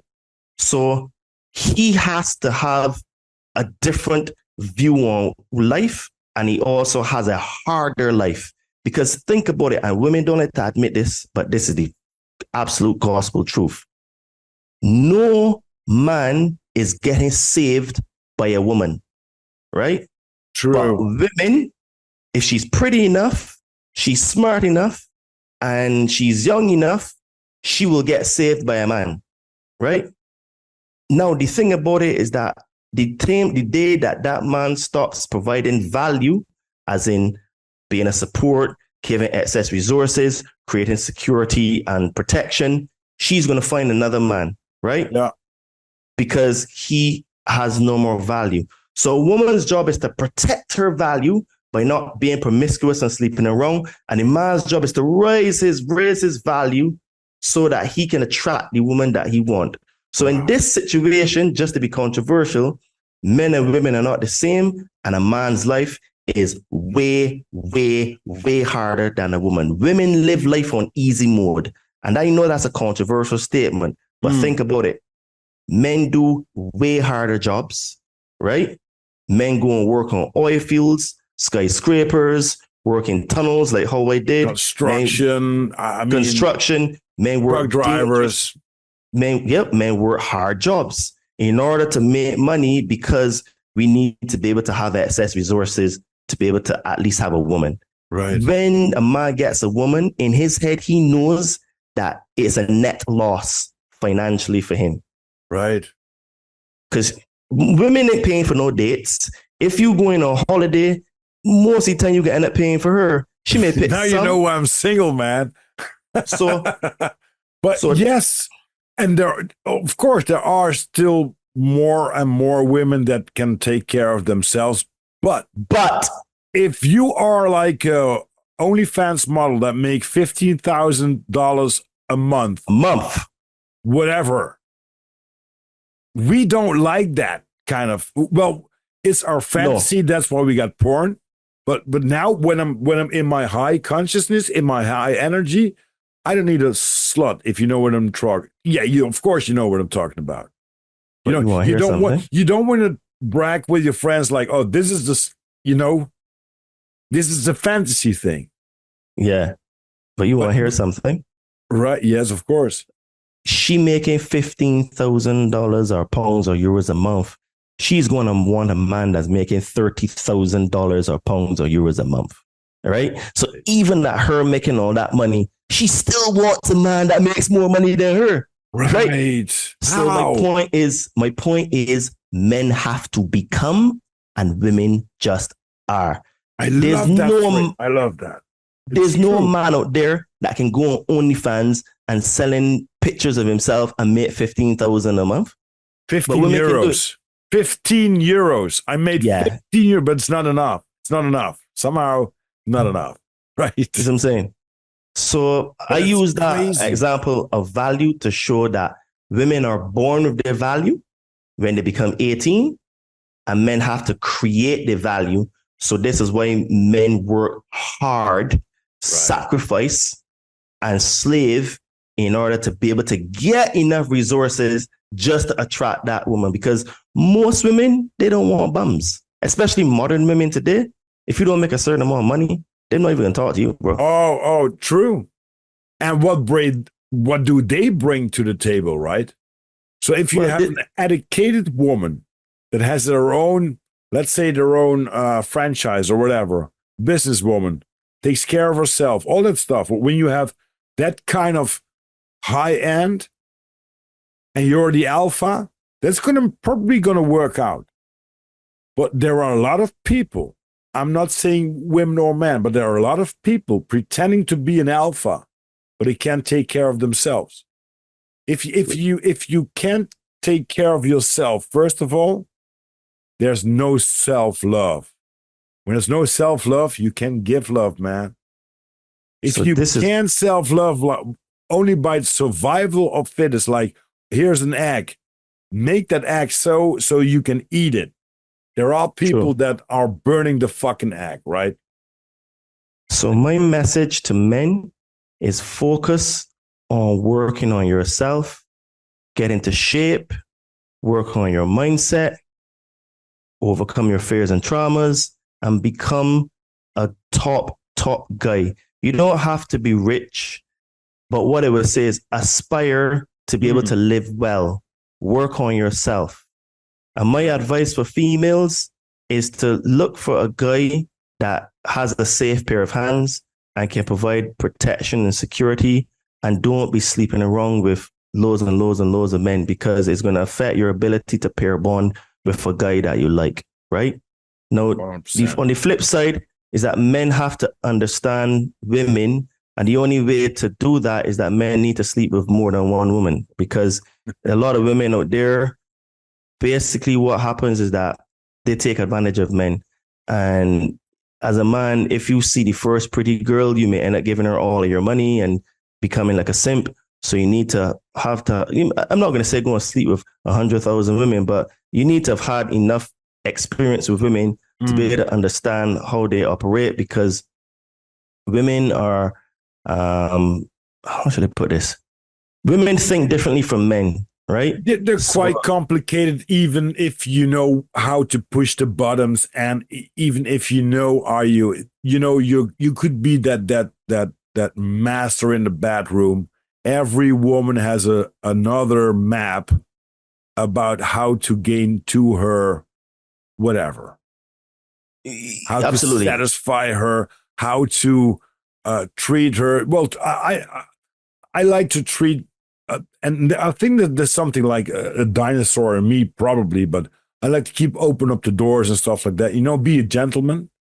But nowadays it's just like they walk with a telephone right in their face, and the woman that walks behind them is almost slapping the door in her face, and they just don't care. Just like, what the hell happened here, man? Why don't you open the door? One of my girlfriends, she didn't like that, so she tried to get right in front of me just before there was the door. Because I want, I walk just like, hey, I'm a gentleman. I want to open up the door. And just like 2 seconds before I did that, just like she came in, grabbed the door, just like, I want to be a gentleman, because when she's walking through the door, you can check her out, you just like, that's mine. Well, not mine, but, she's with I know what you mean. You can smack her ass a little bit, be a gentleman, but be a little bit naughty, stuff like that. Yeah. So before we move to the next question, I quickly want to say that men, you need to have other men in your circle that are high performing men that are working on themselves, men that have visions and dreams and aspirations so that they can push you to become better. Because, and if you have a poor childhood in terms of from your parents for whatever reason, try to work on those fears and traumas, because it means that you will, if you don't work on those fears and traumas, you will bring that into your future relationships, and you will just end up having the same situation that your parents had in their relationship. Yeah. And for women as well, I have a similar advice for you, is to look at the kind of man that you want to attract, but look at what that man will want. Because women only think about what they want, but they never think about what a man wants. Wow. And I'm going to give one of the biggest tips to women today. If you actually want to understand how a man thinks, listen to male-focused podcasts, and you can get yourself a good man if you understand what the higher value men want. And if you can become that, you'll get them. And at the same time, work on your fears and traumas so that you don't have self-sabotage traits, just like how men will have things in their childhood and from their parents. You work on your things as well. Don't sleep with 100,000 men. Okay, that's an exaggeration, but you know what I'm saying? Yeah. Don't sleep with it's a different kind of society nowadays. I mean, you can swipe someone away. Yes. In my time, you go out, dog, because otherwise there is no pussy. If you couldn't get on a bike to the next village to see a band or whatever, to drink a beer with your friends, that there was no way you can interact with a woman. You had to ask your mom and dad, could I please have permission to use the telephone? And there were some time when I'm 51 winters young, there was a time there wasn't a telephone. Right? And there was no way using a telephone for what? For a woman? You know what that cost? No, dog. You're not going to call someone, True. That was my point. The victory for us was when we had a great time and we came home and we were looking at, I still have some money left, which was easy in the early days, like 30 years ago, almost 40 years ago, right? But when you saw that you had one or two telephone numbers, that was like it's big time. But that was interaction with, I like her. Oh, that's why you gained her telephone number. Now it's like, no. Oh, she looks beautiful. Oh, wow. Oh, wrong hobbies. No. Oh, she got a pet. What kind of pet does she have? Oh, that's a little dog. Oh, nope. It's like, what the hell are we doing? Yeah. And it's hard. I think it's really hard to date now. I started Tinder for 1 month and I just like, there's no point. There's no point. No point. No. So my point is both sexes need to work on themselves. And that has been the theme of what I've been seeing from the first minute to now. We both need to work on ourselves because we all have a lot of emotional trauma that we need to get rid of. And that comes from healing ourselves, working on ourselves. And that's the only way we will become better versions of ourselves, Right. Todd, what's your interpretation of success? My interpretation of success is when you actually set goals for yourself and you actually achieve them, because your success is how you want it to be.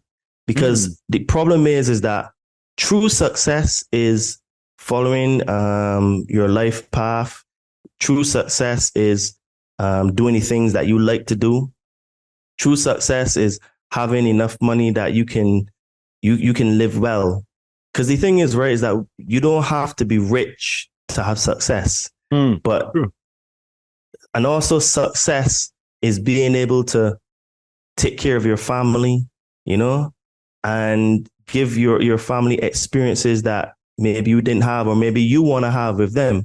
That is true success. Right. True success is also becoming the highest version of yourself, right? So it's multi-layered, where you have things that you can do, but also what you become. And when you become success, you are actually living at your highest potential and what you truly want to become, right?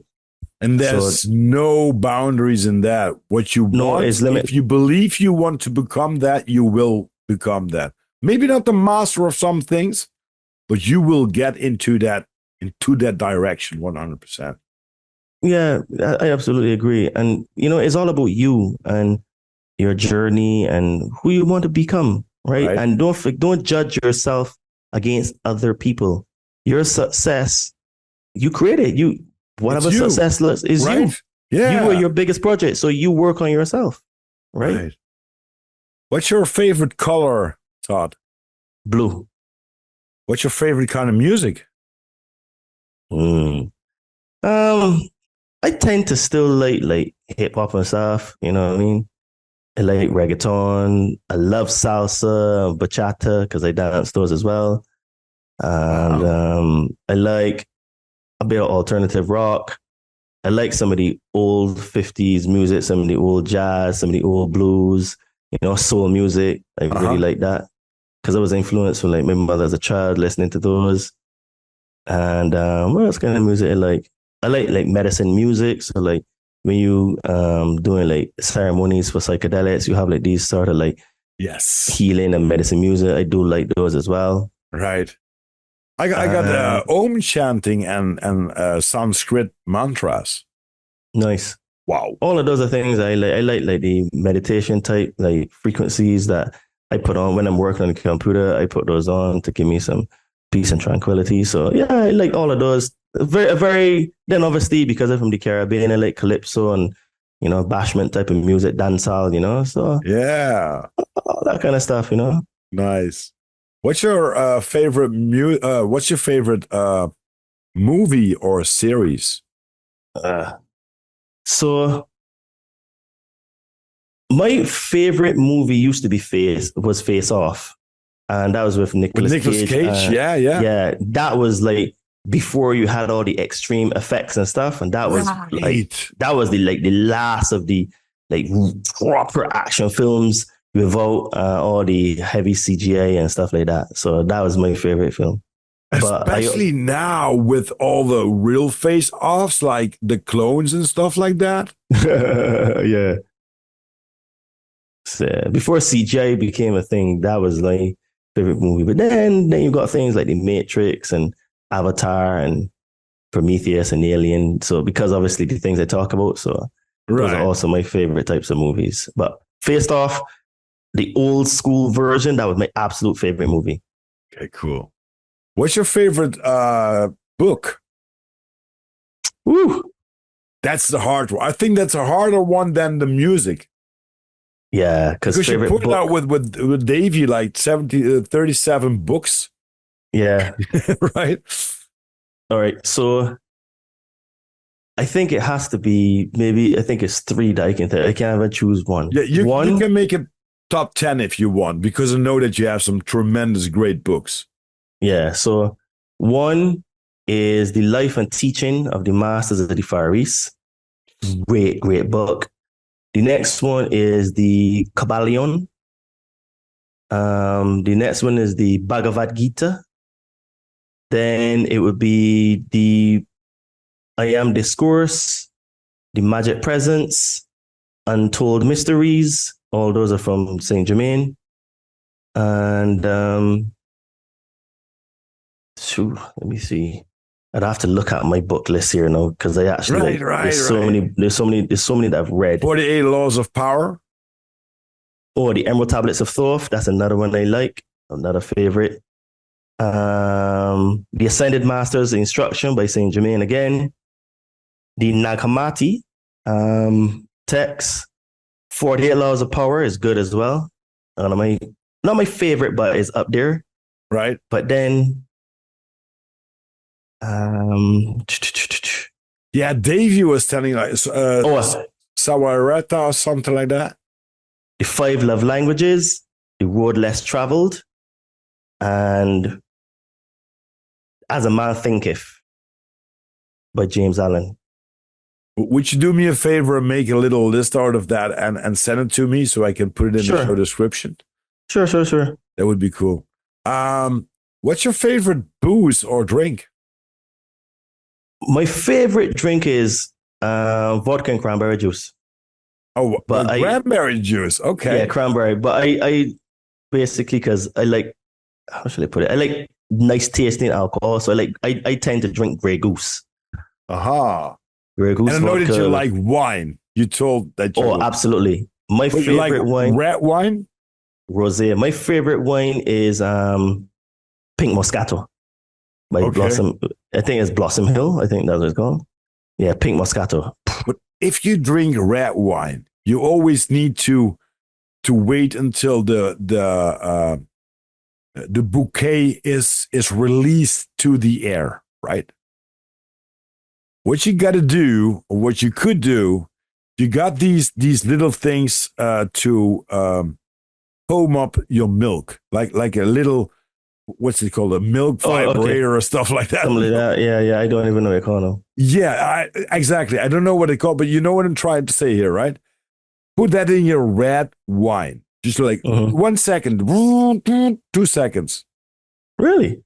Dude, it's like from, oh, this is a good wine, until like, holy, where did you get that bottle?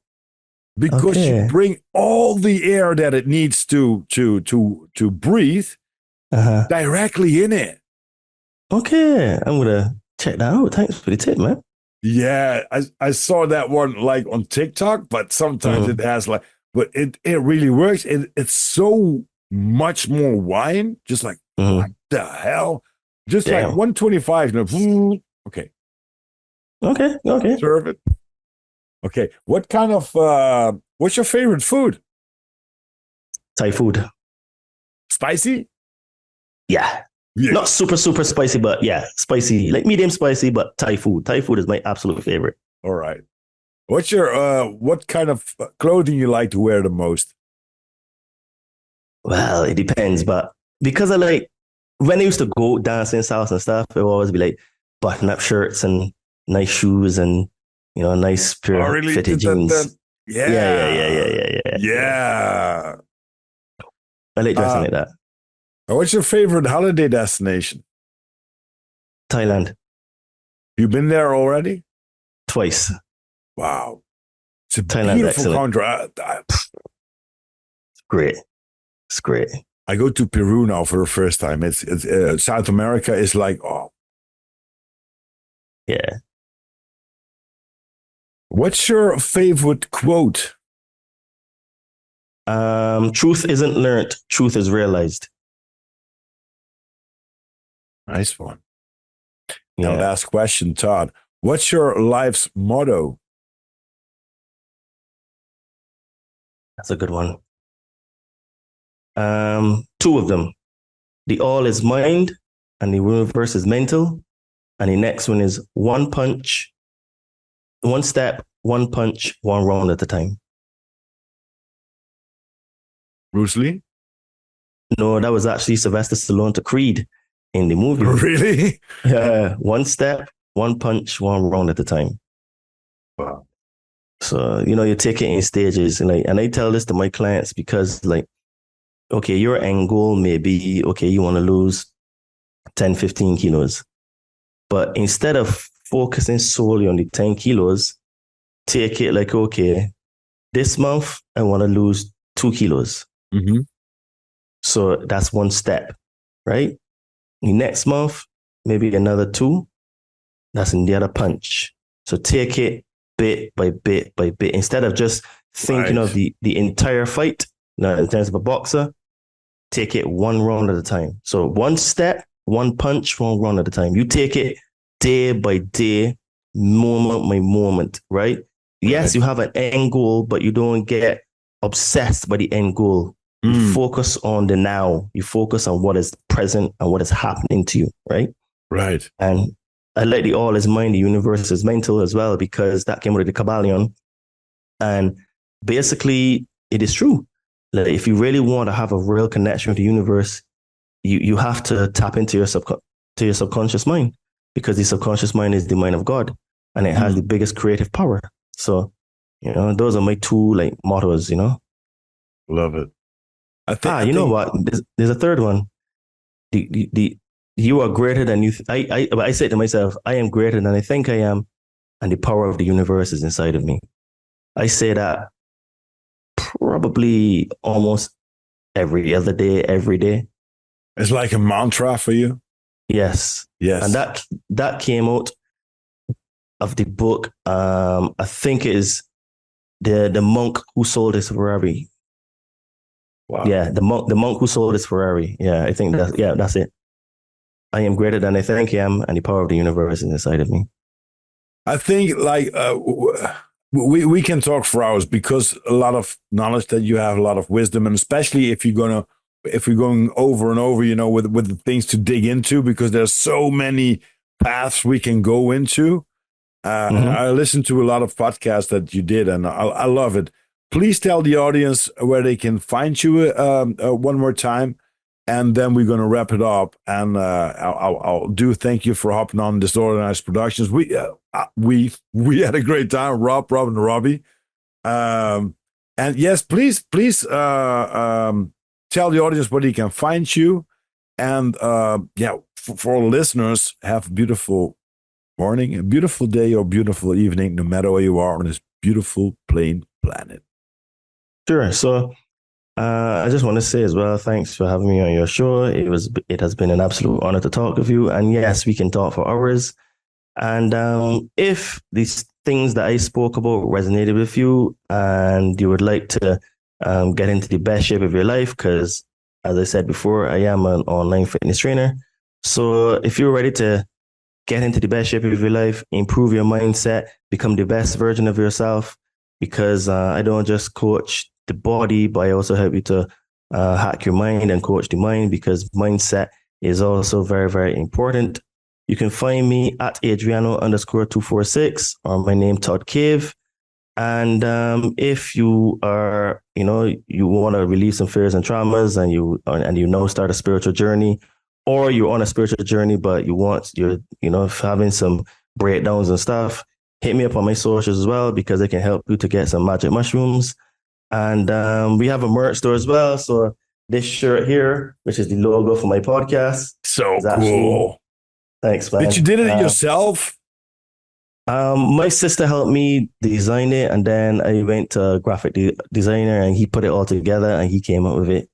So I love the colors, man. I love the colors. Yeah, thanks, man. Yeah. As you can see, I love colors.